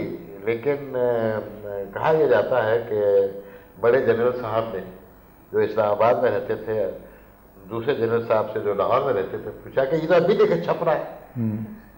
تو انہوں نے کہا کہ میں کیا کروں، سب کو تو میں نے بند کر دیا، اب میں کیا اس کا کیا علاج کر سکتا ہوں. چھپتا رہا اور اس میں وہی چھپتا رہا جو مظہر علی خان لکھتے تھے. یہ نا، اور بلکہ انہوں نے کہا بھی آپ کو لکھا کچھ. میں نے کہا میں کیا لکھوں گا، میں بغیر کتاب کے، بغیر ریفرنس کے، بغیر کسی. تو میں نے کہا اچھا میں سوچتا ہوں. تو میں نے ایک عام آدمی کی کہانی لکھی کہ ایک عام آدمی ہے، وہ ایسا ہے، وہ اس کا یہ ہوا. تو چھپ گئی وہ. انہوں نے کہا یہ ٹھیک ہے اور لکھو. تو میں نے اور لکھ دی. تو یہ سلسلہ چلا کچھ دنوں کے لیے. جب جیل کا معاملہ ختم ہو گیا اور مظہر صاحب نے کہا کہ بھی وہ لکھیں. میں کہا مظہر صاحب وہ تو حالات اور تھے، وہ اس میں لکھ دی. کہنے لگے اچھا پھر دوبارہ جیل بھیج دیتے ہیں. دوسری جو چیز تھی وہ یہ تھی، نہیں اور سیریس کام بھی ہوتا تھا. مثلاً مے ڈے میٹنگ بھی ہوئی. آپ کو یاد ہے مے ڈے کی میٹنگ کی، اور اس میں لیبر پالیسی پہ ہو رہی ہے بات، یہ ہو رہی ہے. پھر ایک اس میں وہاں پہ ڈسکشن ہوا اس بات پہ کہ جو جیلوں کے حالات ہیں وہ کیسے ہیں اور مختلف جگہ کیسے ہیں، اور یہ جو جن لوگوں کو پھانسی دی جاتی ہے جی، تو کیا وہ واقعی اس کے مستحق ہوتے ہیں؟ اور وہ ڈسکشن ہوا، presided over by the former law minister Mia Mahmood Ali Qusuri, اچھا attended by the former IG Police Punjab and Secretary Establishment. اچھا اچھا یہ سب وہاں Former جیل میں تھے سب، former Home Secretary of Balochistan. تو جو چیز نکلی وہ یہ کہ جیل کے حالات بھی سماج کی عکاسی کرتے ہیں. مثلا انہوں نے کہا کہ بلوچستان میں کسی جیل میں کسی قیدی کے ساتھ آپ زیادتی نہیں کر سکتے، کیونکہ اس کو پتا ہے کہ اس کا ٹرائب بھی باہر بیٹھا ہوا ہے. اور سندھ کی جیلوں میں جب تک کہ قبائلی تنازع نہ آئے وہ یہ مسئلہ نہیں پیدا ہوتا. البتہ پنجاب شریف کی جیلوں میں یہ فرض ہے، یہ سب لکھا ہے ہم نے اس زمانے میں. پھر ان کو بلایا ہم جیل والوں کو کہ بھی آپ بتائیے آپ پہ کیا رائے ہے اس بارے میں. تو ان میں سے اکثر کی یہ رائے تھی کہ کتنا ہی بڑا مجرم ہو، جب وہ پھانسی کی طرف جا رہا ہوتا ہے، پھانسی کے تختے کی طرف جا رہا ہوتا ہے، تو کوئی لمحہ ایسا آتا ہے کہ وہ جھوٹ نہیں بولتا. اچھا. اور انہوں نے کہا کہ ہمارے تجربے میں ایسے واقعات ہیں کہ ہم یہ سمجھتے ہیں کہ اس کو جو ہم نے پھانسی دی ہے کل، یہ ٹھیک نہیں ہے، غلط ہوا یہ ٹھیک نہیں ہے. وہ ایسی فہرست بہت طویل ہے کہ جو بھاگ جائے. اس میں اور بھی ہوتے تھے. مثلا کس خوشی میں مجھ پہ یہ پابندی تھی کہ میں کاغذ نہیں منگا سکتا باہر سے. اچھا. آپ سب سے بڑا میں تو کوئی مسئلہ نہیں تھا. وہ کچھ لوگ دو ایک آدمی ایک ہی صاحب سے ایک کلاس میں، ایک صاحب ایک کلاس میں تھے، باقی ہم سب بی کلاس میں تھے. تو اگر ہمیں جب تو صاحب نے کاغذ منگا لیے تو کیسے وہ ریکارڈ رکھے گا کہ 10 کاغذ ان کو دیے تھے وہ. تو اس طرح سے کام کرنے کی بےہودہ قسم کی پابندیاں بھی تھیں. لوگوں کی ڈیٹینشن ایکسٹینڈ ہو جاتی تھی، وہ چھوڑتے نہیں تھے. یہ بھی ہوا نا. تو یہ اور زیادہ تر وجوہات ویسے ان جنرل تو سب کو معلوم ہوں گی، لیکن آپ اپنی کو بتائیے کس وجہ سے. وہ وجہ تو چاہے ایکسکیوز ہی بنتا ہے، لیکن پھر بھی کہ کب آپ کو جیل میں ڈال دیا، پھر کب ڈال دیا. آپ پوچھ لیں کسی کے کیا چیز کس بات پہ ڈالا تھا پتہ ہی نہیں. وہ تو میرا مثلاً مجھے اپنے وارنٹ کا وہ شروع کا حصہ اب تک زبانی یاد ہے، جو 50 مئی 51 میں مجھے وارنٹ دیا گیا گرفتاری کا. اس کے وہ شروع ہوتا تھا کہ where as the governor of Punjab is satisfied that you are going to act upon in a manner which is prejudicial to the public safety and order, comma, governor is pleased to detain you for 6 months. اب یہ اس میں خطرہ پھر ان کی بات کہا کہ وہ تو یہ ہے کہ ان کو سیٹسفیکشن ہے کہ آپ کچھ گڑبڑ کرنے والے، آپ نے کیا کچھ نہیں. میں آپ کو یاد دلاتا ہوں، آپ تو ہائی کلاس لوگ تھے نا، تو آپ کی نظر بندی کے احکامات گورنر بہادر جاری کرتے تھے. By the time of Zia الحق یہ ڈسٹرکٹ مجسٹریٹ کا کام ہو گیا تھا. جی ہاں ڈسٹرکٹ مجسٹریٹ تھا جی. تو وہ صبح آ گئے ہمیں لینے کے لیے اور کہا کہ چلیے چلتے ہیں، اگر آپ اجازت دیں تو ایک کپ چائے پینا. وہ شریف آدمی تھا، بعد میں سسپینڈ ہو گیا اسی بات پہ. تو اس نے کہا چلیے چائے پی لیجیے، ایک انڈا بھی کھا لیجیے، کپڑے بدل لیجیے، اور لے جا کے لے گئے. جب وہاں لے گئے سول لائنز میں تو انہوں نے پوچھا، ایک کاغذ ان کے ہاتھ میں تھا جس پہ کچھ اندراج نہیں تھا سوائے ڈسٹرکٹ مجسٹریٹ کے دستخط کے. اچھا جی. تو انہوں نے پوچھا آپ کا نام کیا ہے؟ اچھا فوج. اچھا اچھا. یعنی جو صاحب آئے تھے یعنی ہمیں لے جانے کے لیے، انسپیکٹر تھے کوئی، تو انہوں نے تو دروازہ گھر پہنچے، دروازہ کھٹکھٹایا اور کہا کہ آپ ہیں تو آئیے. ٹھیک ہے چلیے جی. لیکن جو ضابطے کی کارروائی کرنے والے تھے سول لائنس میں، جہاں سارے دن ہم کو رکھا، محرر سارے دن رکھا، سارے دن، تو کہا کہ آپ کا نام کیا ہے، والد کا نام کیا ہے. تو میں کبھی اگر آپ کو یہ بھی نہیں معلوم ہے تو آپ کس خوشی میں میری دعوت کر رہے ہیں؟ اور پھر آپ کو یاد ہے وہ ایکٹر حبیب کو لے گئے؟ ہاں وہ تو اس کا تو فلم اسٹار حبیب جب وہاں پہنچے کوٹ لکھپت میں تو باقی لوگوں کو تو سمجھ میں آ گیا کہ ہاں بھی ٹھیک ہے یہ ہے، مگر یہ فلم اسٹار حبیب کو کیا وہ تکلیف ہے؟ اچھا ان کو خود سمجھ میں نہیں آتا تھا کیا تکلیف ہے. 2-3 دن کے بعد یہ رقبہ کھلا کہ ایک حبیب الرحمان صاحب، حبیب الرحمان بڑا کامن نیم ہے. جی جی جی بہت نام ہوتے ہیں جی. تو کوئی حبیب ولد الرحمان عبد الرحمان بھی ولدیت بھی ایک ہی تھی.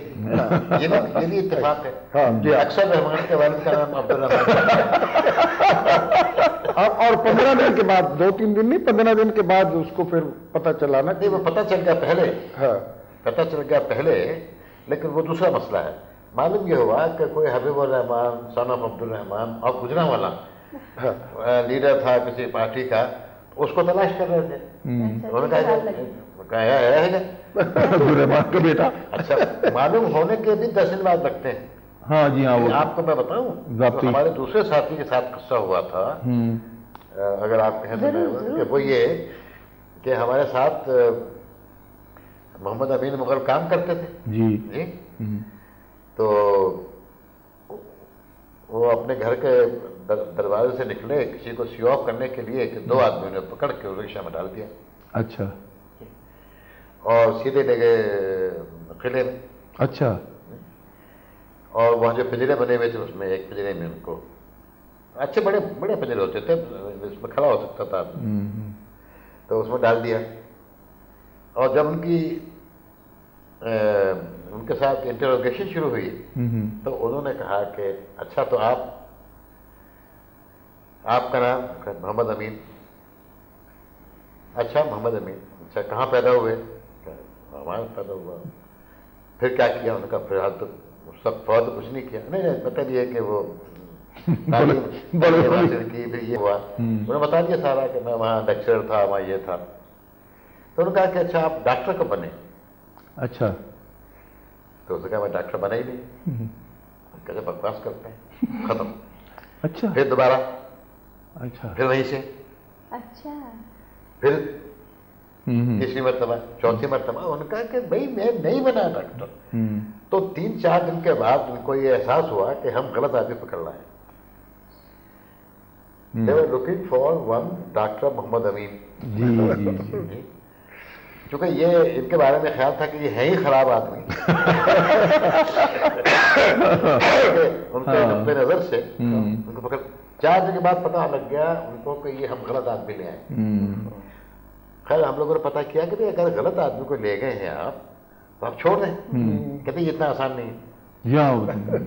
یعنی یہ تو مان لیا کہ ہماری غلطی ہے، لیکن ہم چھوڑیں کیسے؟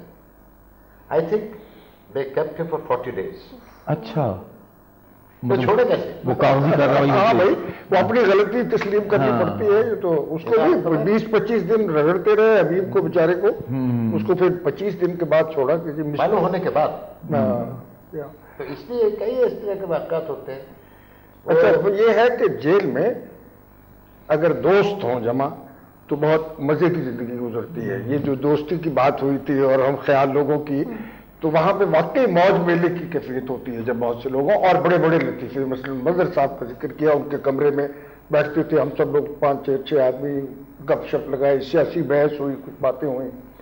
تو مظہر صاحب کا یہ تھا کہ وہ پنجابی بولتے تھے یا انگریزی بولتے تھے، وہ اردو ان کو نہیں آتی تھی. ایک ہمارے اور دوست جسٹس شہید حسن ملک فارسی بولتے تھے، وہ بھی ہاں اردو کا ان کو کمی پتہ ہے.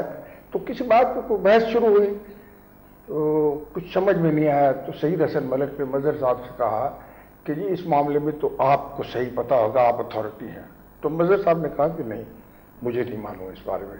شہید حسن ملک نے کہا کہ جی آپ تو اس سے کم ظرفی سے کام لے رہے ہیں. اچھا ہم نے کہا کہ یہ تو یار بدتمیزی کی بات ہے. مظہر صاحب کو نہیں پتہ لگا وہ دراصل اس کو اس میں دوسرے معنوں میں انکسار کے معنی میں. لیکن وہ تو اس کے یہ ہے کہ مظہر صاحب کے ساتھ ان کی بیگم طاہرہ بزریلی بھی جیل میں تھی، وہ عورتوں کی جیل میں کچھ تو مظہر صاحب ایڈیا اٹھا کے دیکھتے تھے کہ بیوی کی کوئی جھلک نظر آ. وہاں بہت کہ پھر حبیب جالب جو ہے وہ اپنا مشاعرہ برپا کرتا تھا، لوگوں کو جمع کر کے بیٹھے ہیں، تاش کھیل رہے ہیں، تو دوستی تو وہاں بھی قائم رہتی ہے.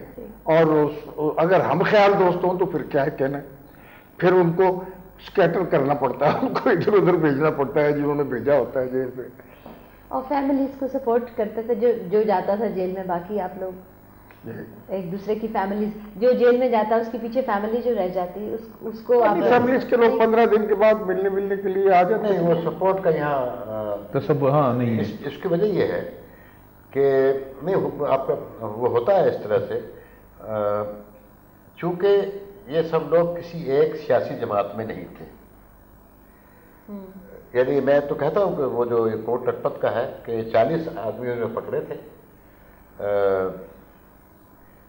اور میں نے اس زمانے کے بارے میں یہ کہتا ہوں کہ وہ ہے، اس کو کہتا ہوں کہ 40 علی بابا اور ایک چور. یہ کب کیا بات ہے؟ یہ 1981 کی بات، مارچ 81 میں. تو سب کے سب کسی ایک سیاسی جماعت میں نہیں تھے، سب کے سب کسی ٹریڈ یونین میں نہیں تھے، ایک ٹریڈ یونین میں نہیں تھے. مختلف لوگ، مختلف جماعتوں کے لوگ تھے. پیپلز پارٹی کے بھی تھے، سوشلسٹ پارٹی کے بھی تھے، کسی پارٹی سے علیحدہ بھی لوگ بھی تھے، سماجی کارکن بھی تھے، اخبار نویس بھی تھے. تو یہ جو فیملیز کی سپورٹ کرنے کا سوال پیدا ہوتا ہے وہ آتا ہے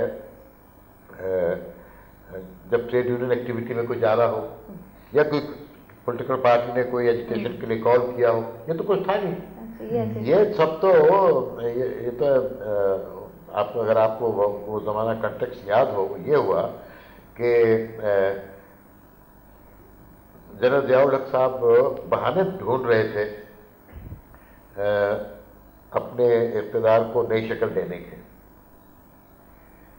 اور یہاں فروری میں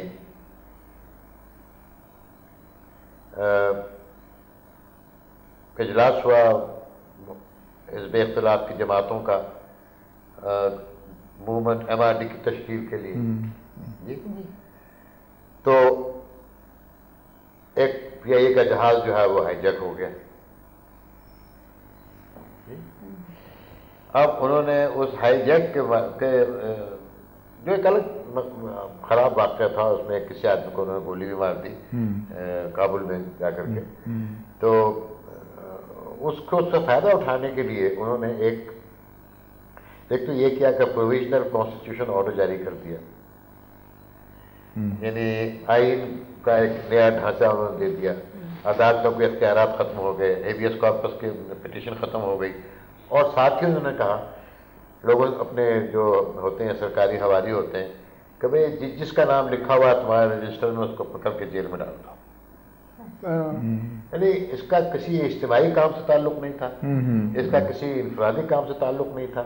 تو اس لیے اور پھر اس میں مختلف قسم کے حالات بھی ہوتے رہے. جلدی کسی کو احساس بھی ہوا کہ اتنے سارے آدمیوں کو بٹھانا کھڑانا اچھا نہیں ہے. جی مثلاً جب پوچھا گیا کہ آپ کیوں آئے ہیں تو شعیب ہاشمی نے کہا کہ میں تو ایک ٹی پارٹی میں گیا تھا جو فیض صاحب کی سالگرہ کے سلسلے میں ہوئی تھی. جی ہاں وہی ہماری ٹی پارٹی کا. اس کے بعد تو پکڑا تھا محمد علی کو بھی، اس کے بعد ہی پکڑا تھا محمد علی. جی ہاں سب کچھ پوچھے گئے آپ. جی ہاں یہ اس وقت کے حالات تھے. اچھا رحمان صاحب، اس کی ابھی حمید اختر صاحب نے ذکر کیا تھا، لیکن اس کی ذرا تفصیل اور چاہیے کہ PPL سے آپ لوگ نکالے گئے کیوں، پھر آزاد آپ نے اخبار نکالا، پھر اس کے بعد جو بنگلہ دیش وہ جو مطلب یہ سمجھ لیجیے جو ہماری آرمی کا ایکشن ہے اس پاکستان میں، اور پھر بنگلہ دیش بننا تھا، اس کے بارے میں کچھ تھوڑی سی. نہیں، حمید اختر صاحب نے اس کا طرف اشارہ کیا تھا جی کہ جو 1970 میں جی بہت سے جرنلسٹ اپنی ملازمتوں سے برخاست کیے گئے تھے. جی جی تو اس میں جو بنیادی ایلیمنٹ تھا وہ یہ کہ پاکستان میں پہلی ملک گیر ہڑتال ہوئی. اچھا. یعنی پاکستان میں لیبر کی صورتحال ایسی تھی کہ کوئی بات ایسٹ پاکستان والے کہتے تھے ویسٹ پاکستان والے نہیں مانتے تھے، ویسٹ پاکستان والے کہتے تھے ایسٹ پاکستان والے نہیں مانتے تھے، تو اس یہاں ملک کی لیبر موومنٹ چل نہیں پاتی تھی جی تو یہ پی ایف یو جو Pakistan federal union of journalist, اس نے جب ویج بورڈ کے پہ عمل درآمد نہ ہونے کی پہ ہڑتال کا نوٹس دیا جی جی جی اور ہڑتال کی ملک بھر میں، جی اخبار اور بند ہو پھر یہ گئے لطیفہ ہوا جی کہ ہڑتال کامیاب ہو گئی جی جی، جہاں کامیاب اور ہو گئے ہڑتال کرانے والے جو تھے وہ ڈسمس ہو گئے جی یعنی اچھا، اور وہ یعنی حمید اختر صاحب ڈسمس ہوئے یا میں ڈسمس ہوا، ہم ایک چھوٹا سا گروپ تھا جی جی لیکن 100 سے زائد لوگ ڈسمس ہوئے جی ہاں 100 سے زائد اور اس میں کاتبوں کی بڑی تعداد، جی جی جی جو مسئلہ ہمارے لیے آزاد میں بھی پیدا ہوا، جی اور اس میں کراچی کے لوگ بھی تھے، اس میں ابراہیم جلیش بھی تھے جی، تو نکال دیے گئے۔ جی اچھا، اس سے پہلے یہ ہوا، حمید اختر صاحب کو شاید یاد ہوگا کہ جب پی ایف ای جے کی میٹنگ ہوئی جنوری 1970 میں جی ڈھاکہ میں جی، تو اس وقت تک کچھ مفروضے سامنے آ گئے تھے، مثلا ہمارے جو اس زمانے میں بنگال کے جو نمایاں لکھنے والے تھے، مجھے اب تک یاد ہے کہ رحمان سبحان، ڈاکٹر کمال حسین، تو یہ آئے اور ان کا یہ خیال تھا کہ مغربی پاکستان میں کاؤنسل مسلم لیگ دولتانہ صاحب کی قیادت میں ایک بڑی قوت، ڈومیننٹ قوت کے طور پہ ابھرے گی۔ اچھا اچھا اچھا، یہاں سے ہم لوگ جو تھے وہ یہ دیکھ چکے تھے اس سے پہلے کہ کس طریقے سے دیہات میں اور شہروں میں پیپلز پارٹی کا زور بڑھ رہا تھا۔ آپ کو ملتان میں بھی آپ کو جی جی بتانا جی بہت بڑا جی بہت بڑا تو وہاں یہ ہماری اس کوشش کا آغاز تھا کہ کسی طرح سے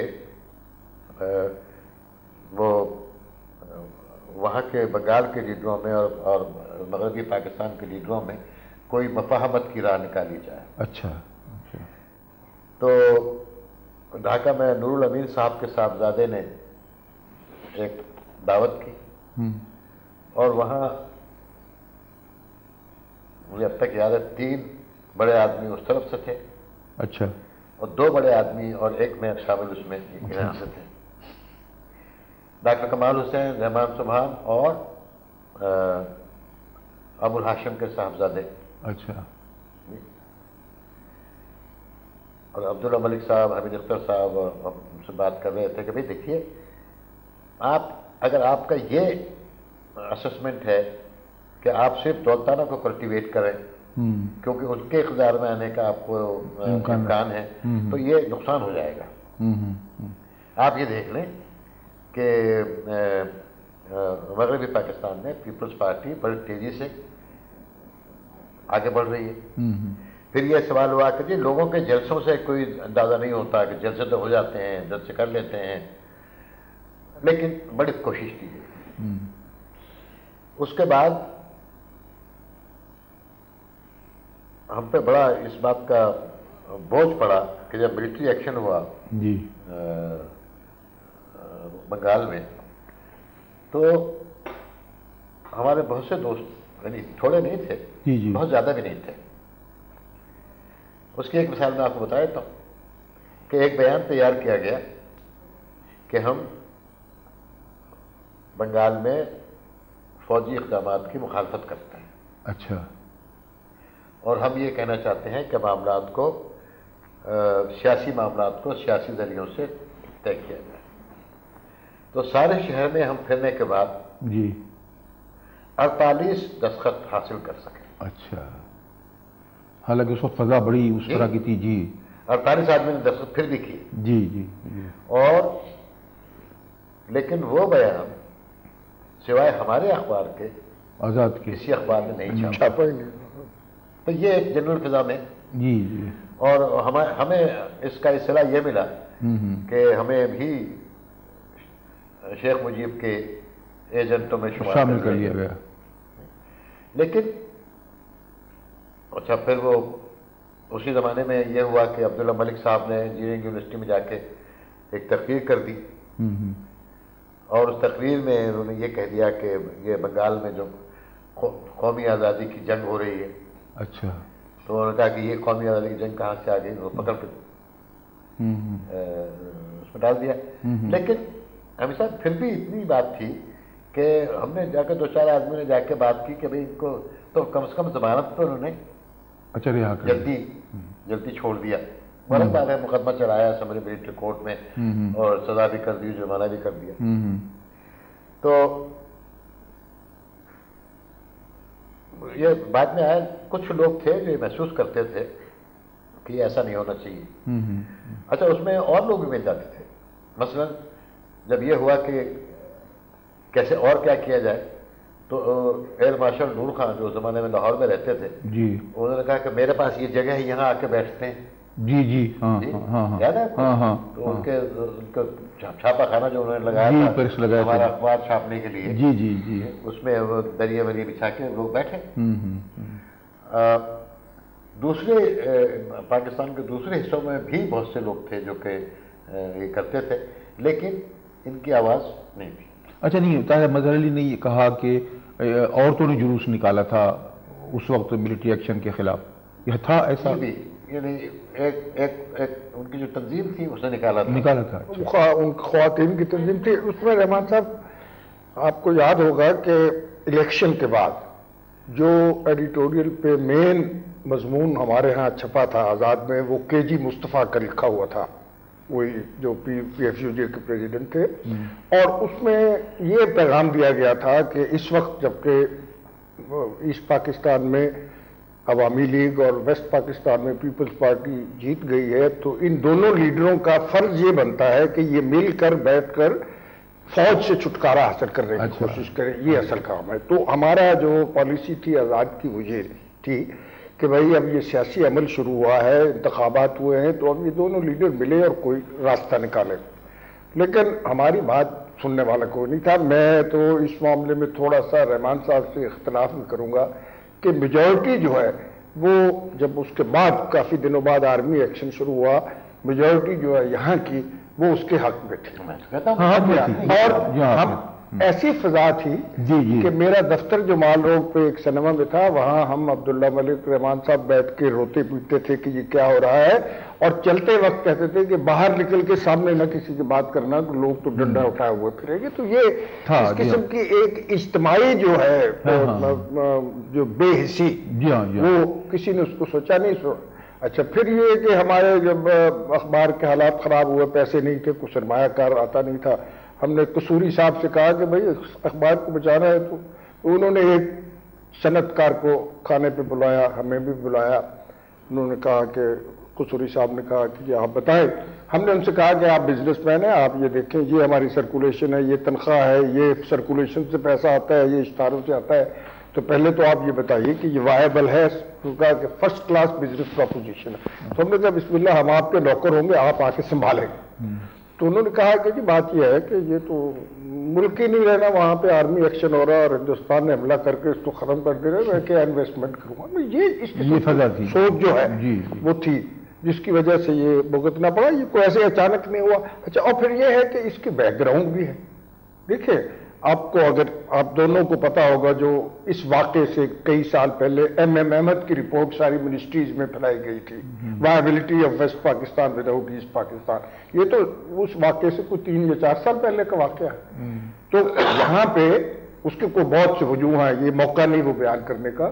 یہاں پہ یہ الگ کرنے کی اس کو ایسٹ پاکستان کو ایک سازش یہاں چل رہی تھی، اس نے یہ شکل اختیار کی، اس میں بعد میں کہے جی فلاں ذمہ دار ہے، فلاں ذمہ دار ہے، اجتماعی ذمہ داری تھا، بالکل تھی، بالکل تھی۔ اب اگر اس میں میں یہ سمجھوں گا کہ ایک تو وہ وقت، اور اس سے تھوڑا پہلے کا وقت جو تھا وہ جرنلسٹ یونین کا ایک اعتبار سے ایسا اعلیٰ وہ تھا کہ کراچی میں ہماری میٹنگ ہو رہی ہے اور جرنلسٹوں نے فیصلہ کیا کہ 1963 کے پریس اینڈ پبلیکیشن آرڈیننس کے خلاف جلوس نکالیں گے. جی اور جلوس نکالا گیا اور ساری سیاسی جماعتوں کے لیڈر جی ہاں اس میں شامل ہو. وہ سڑک پہ. جی مجھے اب تک یاد ہے نواب زادہ اس میں کھڑے ہوئے ہاتھ لے کے کھڑے ہوئے. یہ پیریڈ چلا 1970 تک. اور اب یہ کہ یہ بات کہیں نہ کہیں کہی جانی چاہیے کہ Pakistan federal union of journalist نے تو کبھی ماشاء اللہ ایکسیپٹ ہی نہیں کیا. کبھی نہیں ایکسیپٹ کیا. جی بالکل. بلکہ سب سے پہلے وہ تو کہ آگے آنے جو معاشرہ لگنے کے فوراً بعد جو ڈھاکہ میں جلسہ ہوا جی اس میں انہوں نے اس کو کہا. پھر جب ایوب خان نے اخبارات پر قبضہ کرنا شروع کیا جی اس کے خلاف بھی تو کسی سیزر کو انہوں نے سب کو انہوں نے کنڈیم کیا, چاہے وہ کوہستان کا تھا, چاہے وہ مارننگ نیوز کا تھا, چاہے انجام کا تھا بعد میں ہوا, چاہے پی پی ایل کا تھا. اور پھر جب 69 میں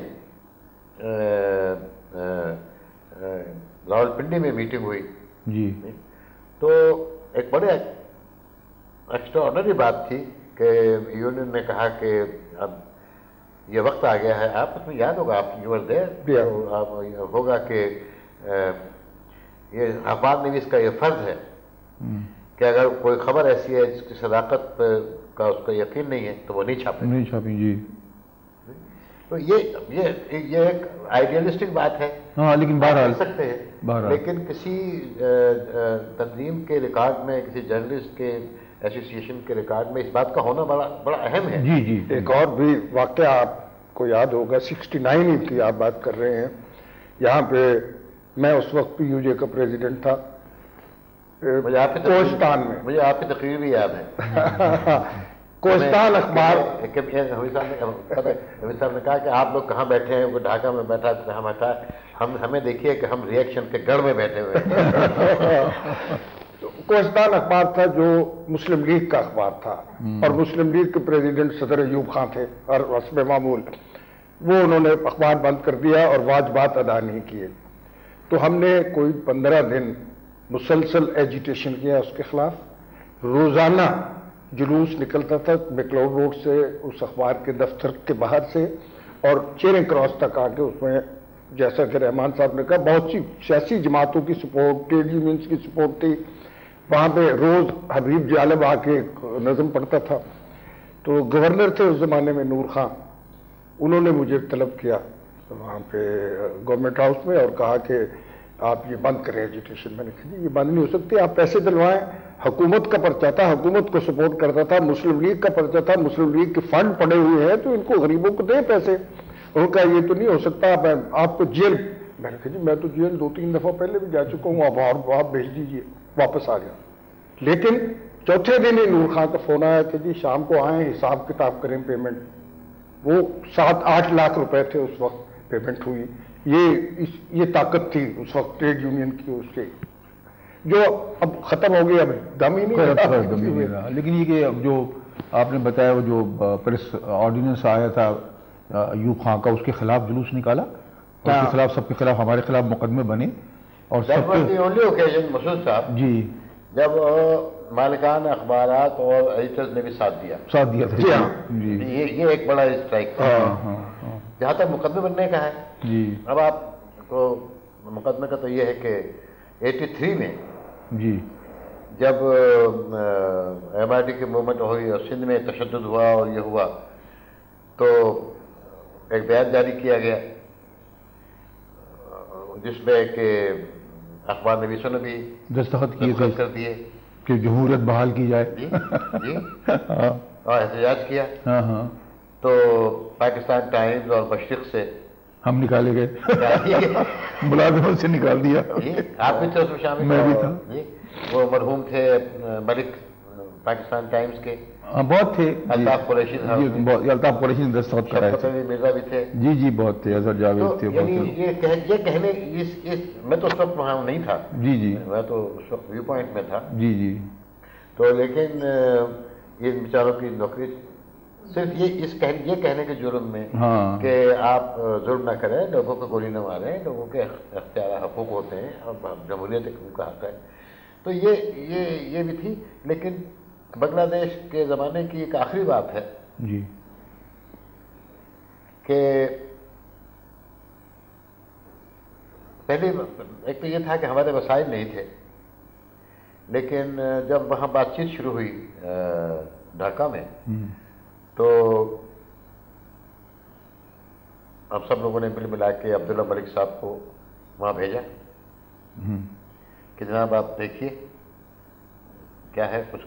اس کی وجہ یہ تھی کہ عبداللہ ملک صاحب کی کچھ خاصی شناسائی دونوں سے تھی. جی جی جی ذوالفقار علی بھٹو سے ہاں مجیب الرحمان سے. جی مجیب الرحمان سے. تو وہ نہیں بنی بات تو چلیے وہ اس کے اور عوامل ہوں گے. لیکن ایک رات مجھے یاد ہے کہ بڑی کوشش کی ہم نے، ہمارے پاس ایک ٹیلی فون تھا، اس میں اس کو کیسے استعمال کریں، بڑی کوشش کی ہم نے کہ ہم کہیں ڈھاکہ والوں سے کہ بھائی ایک آخری ایفرٹ اور کر لو. اچھا. یعنی اس میں ہم کوئی پارٹیزن نہیں تھے، یعنی ہمارا نہیں تھا، لیکن ہمیں یہ پتا تھا کہ جب اس قسم کے واقعات ہوتے ہیں تو اس کا جو زد پڑتی ہے عام غریب آدمی، جی ہاں، چاہے وہ پارٹیشن ہو چاہے وہ وارف ہو. تو آپ رہے اپنی بات منوا لیں، لیکن نہیں ہو سکا. اگر اور کچھ لوگ ہوتے اس وقت جی جی پھر مثلاً یہ کہ کراچی میں بھی تھے کچھ لوگ، لیکن وہ بات نہیں بن سکی. اور یہ ایک اجتماعی جسے کہنا چاہیے ناکامی، ایک ذہن کی ناکامی تھی، اس کو ماننا چاہیے کہ وہ یہ کچھ ہوا. اور یہ بھی ایک ہے کہ ایسی صورت میں اخبار نویس کا یا لکھنے والے کا یا ادیب کا یا شاعر کا کیا رول ہوتا ہے، کیا رول ہونا چاہیے. تو یہ ایک ضروری بات تھی. رحمان صاحب تھوڑا سا ویو پوائنٹ کے اوپر بات نہیں ہوئی پچھلے بھی اس میں، ان دنوں کے بارے میں آپ تھوڑا سا بتائیے، جب آپ وہاں کام کرتے ہیں. ویو پوائنٹ تو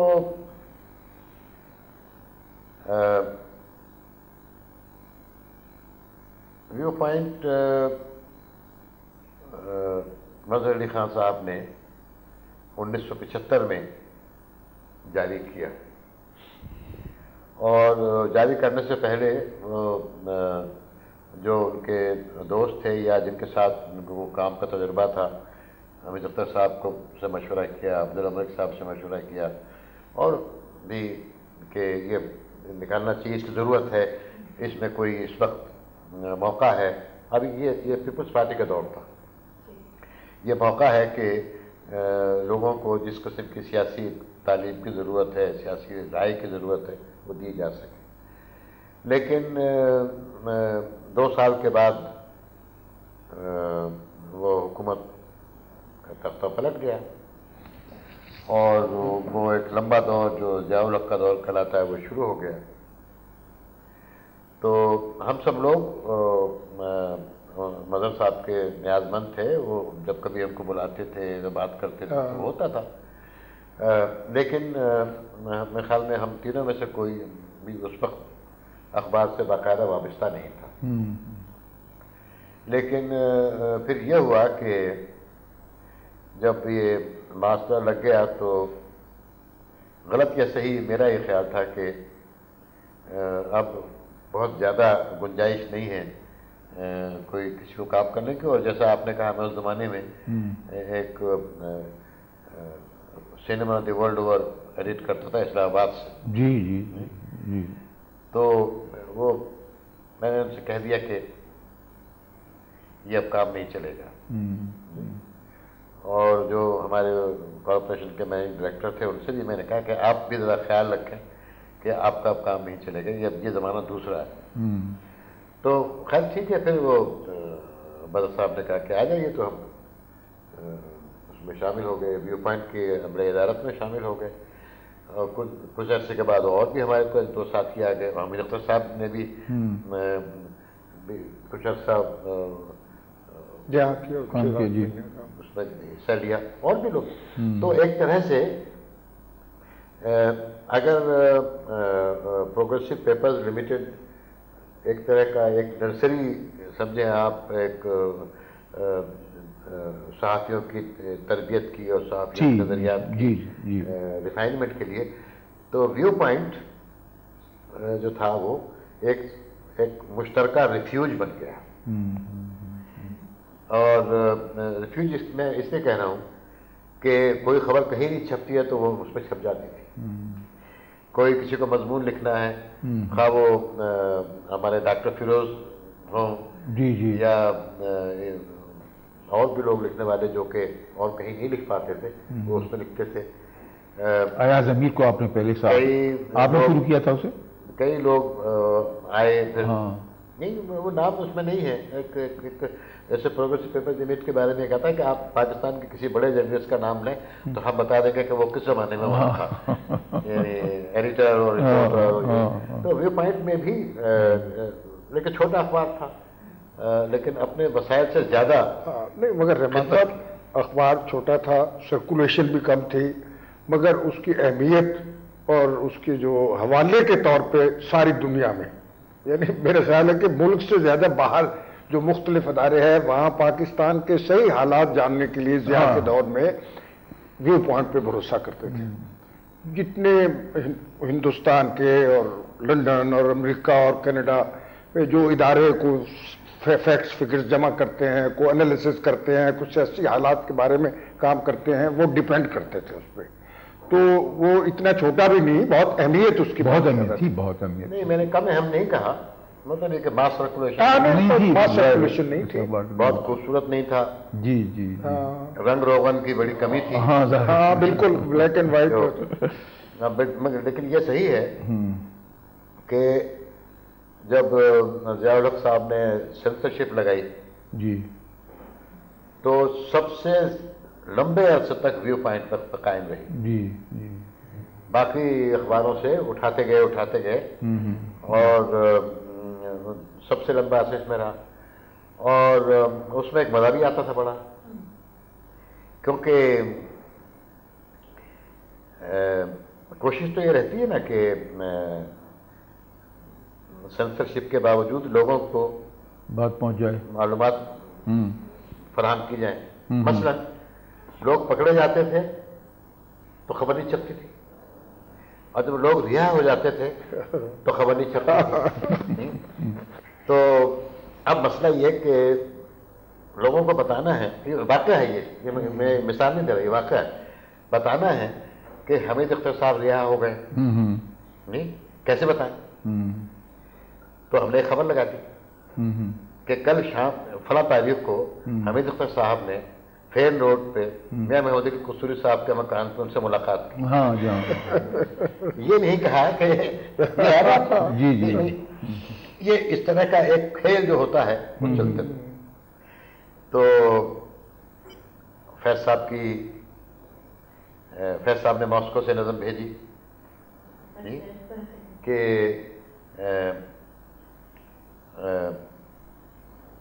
خیال سوئے وطن رواں ہے, خیال سوئے وطن رواں ہے, ہزار وہم و گما سنبھالے, خیال سنبھالے, اور کچھ پورا یاد نہیں ہے. تو سلسلے میں ہزار وہم و خیال گما سنبھالے سے کر. اچھا,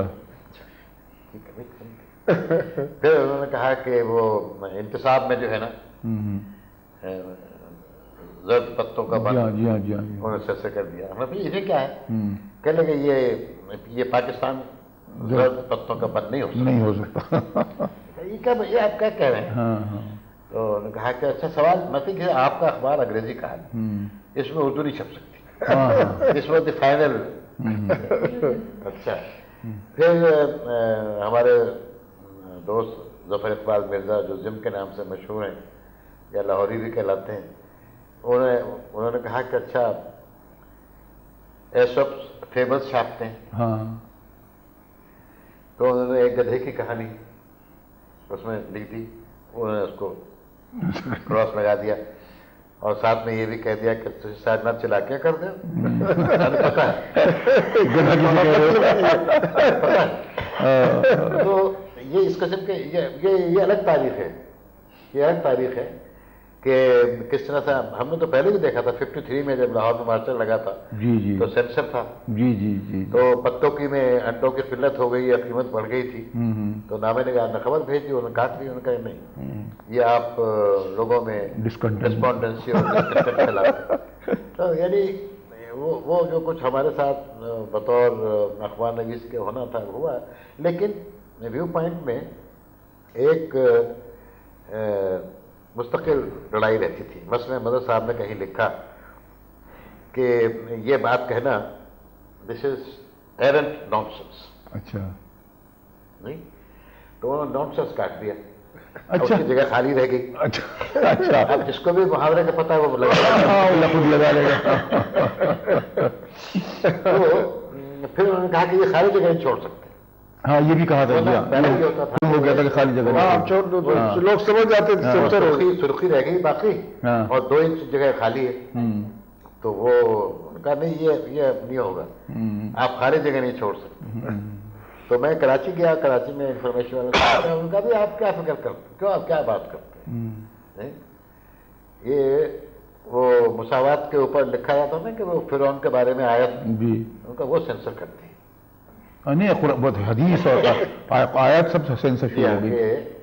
اور ابوالکلام آزاد کا ایک بہت مشہور تقریر ہے، مقالہ ہے جی امام حسین پر، اچھا جی وہ اخبار نے کہا کہ وہ چھاپ دیتے کو نہیں، یہ نہیں چھاپ سکتے، یعنی یہ تو ایک it was very exciting also کہ کس طریقے سے ان تمام پابندیوں کے باوجود اپنی بات کسی کیسے نکالی جائے۔ اچھا ہمارے دوست امین مغل صاحب فورن پیج کیا کرتے تھے، تو نکاراگوا کی خبریں بڑی چھاپتے تھے، اچھا اینالیسس بہت کرتے تھے اچھا کہ نکاراگوا میں جو یہ ہو رہا ہے اور یہ فوجیوں کا یہ کر رہے ہیں اور وہ ڈیموکریٹک موومنٹ میں یہ ہو رہا ہے اور لوگوں کے ساتھ یہ ہو رہا ہے،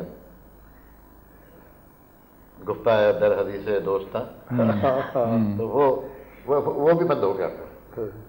انہوں نے کہا بھئی اس کا کوئی تعلق پاکستان سے نہیں ہے، نہیں سانو پتہ کہ آپ نکاراگوا کی اور ایل سلواڈور کی اور بات کرتے ہیں، یہ ہمیں پتہ ہے کیوں کرتے ہیں۔ یہ اسی زمانے میں علامہ اقبال کا ایک شعر بھی سینسر ہوا، وہ اگرچہ بت ہیں جماعت کے آستینوں میں، مجھے یہ حکم اذاں لا الہ الا اللہ، ان کے جماعت اسلامی کے خلاف ہے، ہمیں پتہ ہے۔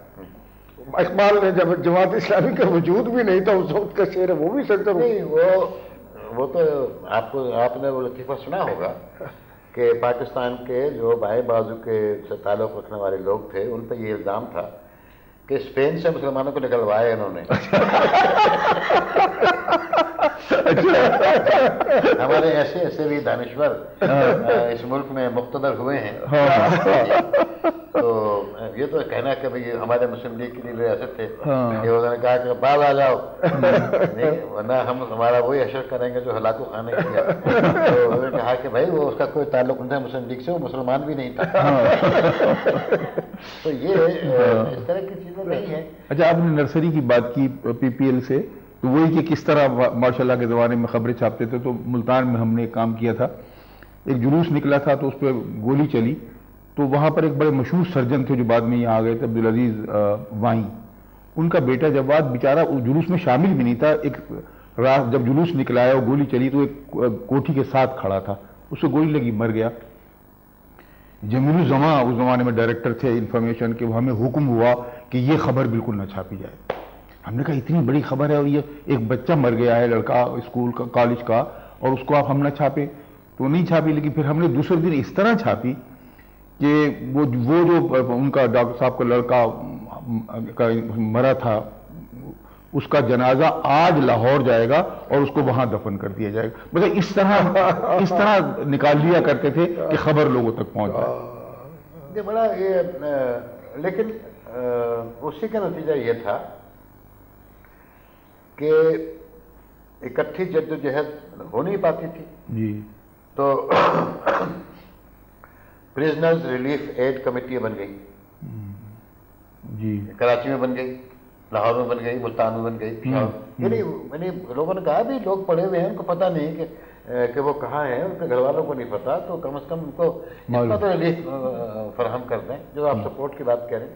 تو یہ اس قسم کی ہوئی، اور انہوں نے کام کیا، وہ تھے، اور اس میں کچھ وکیل تھے، کچھ والے تھے، اور یہی اس وقت میں جو سول رائٹس کی موومنٹ کی، کہ جو سول رائٹس کی موومنٹ کے بارے میں لوگوں کو پتہ نہیں ہے، لوگ یہ سمجھتے ہیں کہ یہ ابھی کوئی تازہ چیز ہے، لیکن مجھے یاد ہے کہ لاہور میں سول لبرٹیز یونین جی ہاں بہت مشہور تھی جی سول لبرٹی، تو ہم جیسے بچے بھی شامل بہت تھے جی، بہت، لیکن وہ کرتے تھے، اور سول لبرٹیز بڑے عجیب و غریب قسم کے کولیشن بھی بناتی تھی۔ مثلا ایک کولیشن بنی لیفٹسٹوں کی اور مودودی صاحب کی، اچھا دونوں پہ عطاب تھا، گول باغ میں کامن جلسے پہ بیٹھے ہوئے ہیں، اور کہتے ہیں کہ جو چیز ہے وہ آنا چاہیے۔ اچھا، پھر اس زمانے میں آٹا واٹا بہت مہنگا ہو گیا تھا جی، تو اس کے لیے بھی لوگ اکٹھے ہو جاتے تھے۔ ایک بڑا شعور تھا اس وقت مشرق وسطیٰ کی سیاست کے بارے میں، جی کتنے بڑے بڑے جلوس نکالے آپ نے، جی جی جی جی، اور اس میں آتے تھے لوگ، جی الجزائر کے بارے میں بہت جلوس نکالے۔ یہ جو تھی اندر ایک کشمکش اور ایک چنگاری جسے آپ کہہ سکتے ہیں، جو کبھی کبھی خاکستر میں ہوتی ہے۔ اچھا یہ بتائیے، اس کے بعد آپ کا یہ جو ایک دور تھا جب بے نظیر کی پہلی گورنمنٹ آئی، اس کے بعد آپ نے پی پی ایل کے پاکستان ٹائمز کے اس کے چیف ایڈیٹر اور پی پی ایل کے چیف ایگزیکٹو کی حیثیت سے جو آپ نے سنبھالا، وہ دور آپ کا؟ نہیں، وہ تو کوئی ایسا نہیں تھا، وہ تو آپ سب کے سامنے ہی ہے۔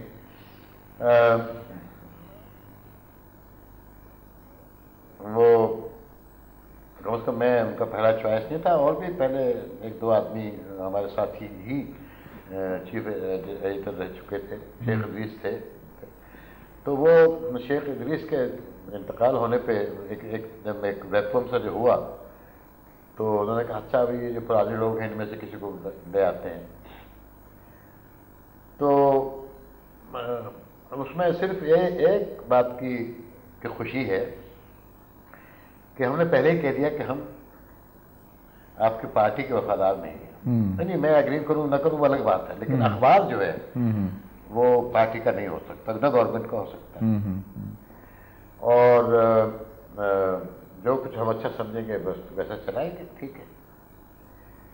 تو یہ ان سے یقین دہانی پہلے کرا لی۔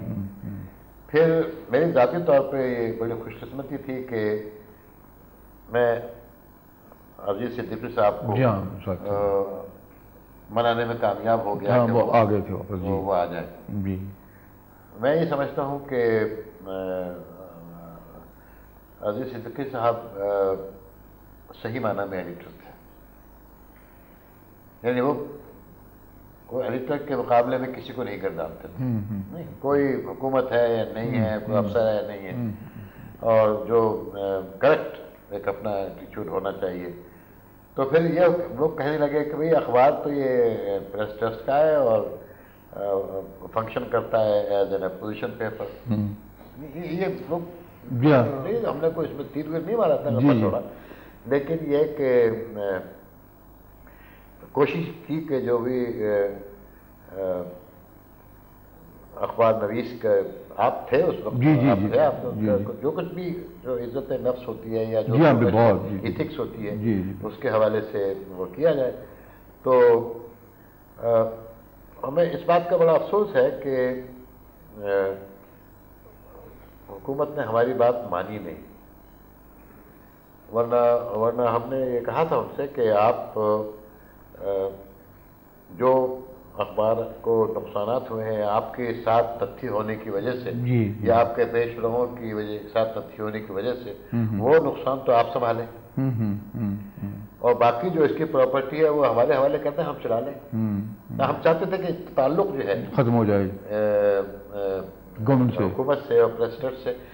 اور یہ ایک بڑی تکلیف دہ بات تھی بعض لوگوں کے لیے، جس میں شاید میں بھی شامل تھا، کہ ساری عمر تو ہم NPT کے خلاف نعرے لگاتے رہے اور وہ کہتے رہے کہ اس کو ختم کرو، اور اسی NPT میں پھر ہم کام بھی کرتے تھے. ٹھیک ہے. اور پھر جب حکومت آ گئی یا سویلین حکومت بحال ہو گئی اور بقول شخص سے یا اکثر لوگوں کے خیال کے مطابق جمہوریت بحال ہو گئی، تو پھر وہ کیوں ہیں؟ تو لیکن حکومت کے پاس اتنا وقت نہیں تھا کہ وہ اس مسئلے کو پہ سنجیدگی سے غور کرتے. اور بہت دکھ ہے اس بات کا، کیونکہ پروگریسو پیپر، پاکستان ٹائمز جیسے ادارے روز نہیں بنتے. صحیح بات. میں کہتا ہوں کہ اور پاکستان جیسے بنجر زمین میں اس قسم کے ادارے کا قیام جو ہے وہ ایک کہتے ہیں کہ ہو گیا، اور اس کو بنانے والوں کی اتنی نیک نیتی تھی کہ سال ہر سال تک آپ اس کی اینٹیں نکال کے پھینکتے رہے، پھر بھی وہ چلتا رہا. تو یہ بات دیکھنے کی ہے کہ جب، اور مجھے کہنے میں بالکل کوئی وہ تعامل نہیں ہے کہ میاں افتخار الدین نے اتنا ہی پیسہ لگایا اس میں پروگریسو پیپرز میں جتنا یہاں اس ملک کے سب سے بڑے کارخانے دار نے اپنے کارخانے میں لگایا. صحیح ہے، بالکل ٹھیک. تو انہوں نے اس سے کیا کمایا دیکھ لیں کہ ملک کی دولت پہ وہ قابض ہیں، اور وہ انہوں نے کیا کمایا. اور جب حکومت نے اس کو ٹیک اوور کیا تو کتنا پیسہ بینک میں تھا جو وہ کھا گئے، اور زمینیں بیچ کے کھا گئے، اور اس زمینوں کو گروی رکھ کے اس کو خرید لیا. جو پروگریسو پیپرز کی ملکیت زمین تھی اس کو گروی رکھ کے اس کو خرید لیا. تو یہ ایک بڑا ایک لوگ آتے ہیں چلے جاتے ہیں، پالیسیاں بدل جاتی ہیں، آدمی بن جاتے ہیں، لیکن اداروں کو جو تباہ کرنا ہے ہمارے یہ ایک بڑا سنگین مسئلہ، اور اس کا بہت نقصان ہوا. آج کل وہ جو اجتماعی مسئلے ہیں ان پہ کیوں نہیں بیٹھ کے وہ کیوں نہیں جیل بنتا لوگوں کے رابطوں کی، دوستیوں کی، جو بھی اس پہ آپ کا اوپینین؟ وہ پہلے بھی بات ہوئی تھی کہ کہیں اکٹھے نہیں ہوتے، تو اس میں 2-3 باتیں تو آ گئیں کہ فاصلے ہو گئے، لیکن زمینی فاصلوں کے ساتھ ساتھ سماجی فاصلے بھی ہو جاتے ہیں، اور مختلف کام کرنے کے حوالے سے ان کے بدل جاتے ہیں. اس کے باوجود یہ کہنا صحیح نہیں ہے کہ لوگ اکٹھے نہیں ہوتے. میں آپ کو بتا سکتا ہوں کہ لاہور میں بھی ابھی 15-16 جگہ پہ لوگ اکٹھے ہوتے ہیں اور بیٹھ کے بات کرتے ہیں. جو مسائل ہیں وہ یہ ہے کہ جسے آپ دماغی کام کرنے والے کہتے ہیں، وہ طبقہ جس سے ہمارا تعلق ہے، یہ آئیڈیاز دے سکتے ہیں، خیالات، نئے خیالات کو نکھار سکتے ہیں، لیکن یہ تبدیلی اس وقت تک کوئی نہیں لا سکتے جب تک ان کے خیالات کسی سیاسی تحریک کا حصہ نہ بنے. سیاسی جماعتیں ہیں جو کہ کرتی ہیں اور وہ چلاتی ہیں، جب تک اس میں نہیں ہوگی وہ نہیں ہوگا. لیکن اب بھی بیٹھتے ہیں، خیالات دیکھتے ہیں، ایک دوسرے سے مشورہ بھی کرتے ہیں، ان کا وہ ہے، لیکن جیل نہیں ہوگا جب تک کہ ایک کوئی سیاسی نظریہ نہ ہو. یہ بہت کم ہوا ہے. ہماری ساری تاریخ میں 2 اہم باتیں تھیں. ایک تو یہ کہ لوگوں کے سامنے ایسے نظریے تھے جن کے حوالے سے وہ عام آدمی سے گفتگو کر سکتے تھے، کیسے ہی نعرہ صحیح، لیکن لوگوں نے کہا بھائی سوشلزم آوے جو بدین میں بیٹھا ہے، خوددار میں بیٹھا ہے، پتوکی میں بیٹھا ہے، اس کو نہیں پتا ہے سوشلزم کیا ہوتا ہے، لیکن اس کے ذہن میں ایک ریلیشن شپ اسٹیبلش ہو جاتی تھی کہ یہ ہمارے ساتھ ہے، یا ہمیں آزادی چاہیے، یا ہم، تو وہ ریلیشن شپ نہیں بن رہا، نظریہ نہیں.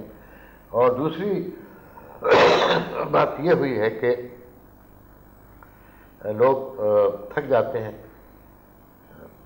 کچھ دیر میں سمجھتے ہیں، اور پھر نظریہ بدلنے میں ان کو وقت لگتا ہے. لیکن آن دی ہول پاکستان کے لوگوں نے، جہاں تک لوگوں کا تعلق ہے، آپ کتنا ان سے کام کرانا چاہتے ہیں؟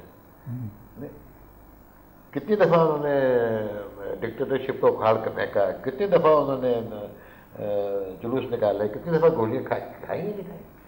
تو ایک سائیکل ہے جو کہ وہ چلے گا، اور لوگ اپنے راستہ بھی بنائیں گے. ایسی کوئی بات نہیں، مایوسی کی بات نہیں ہے.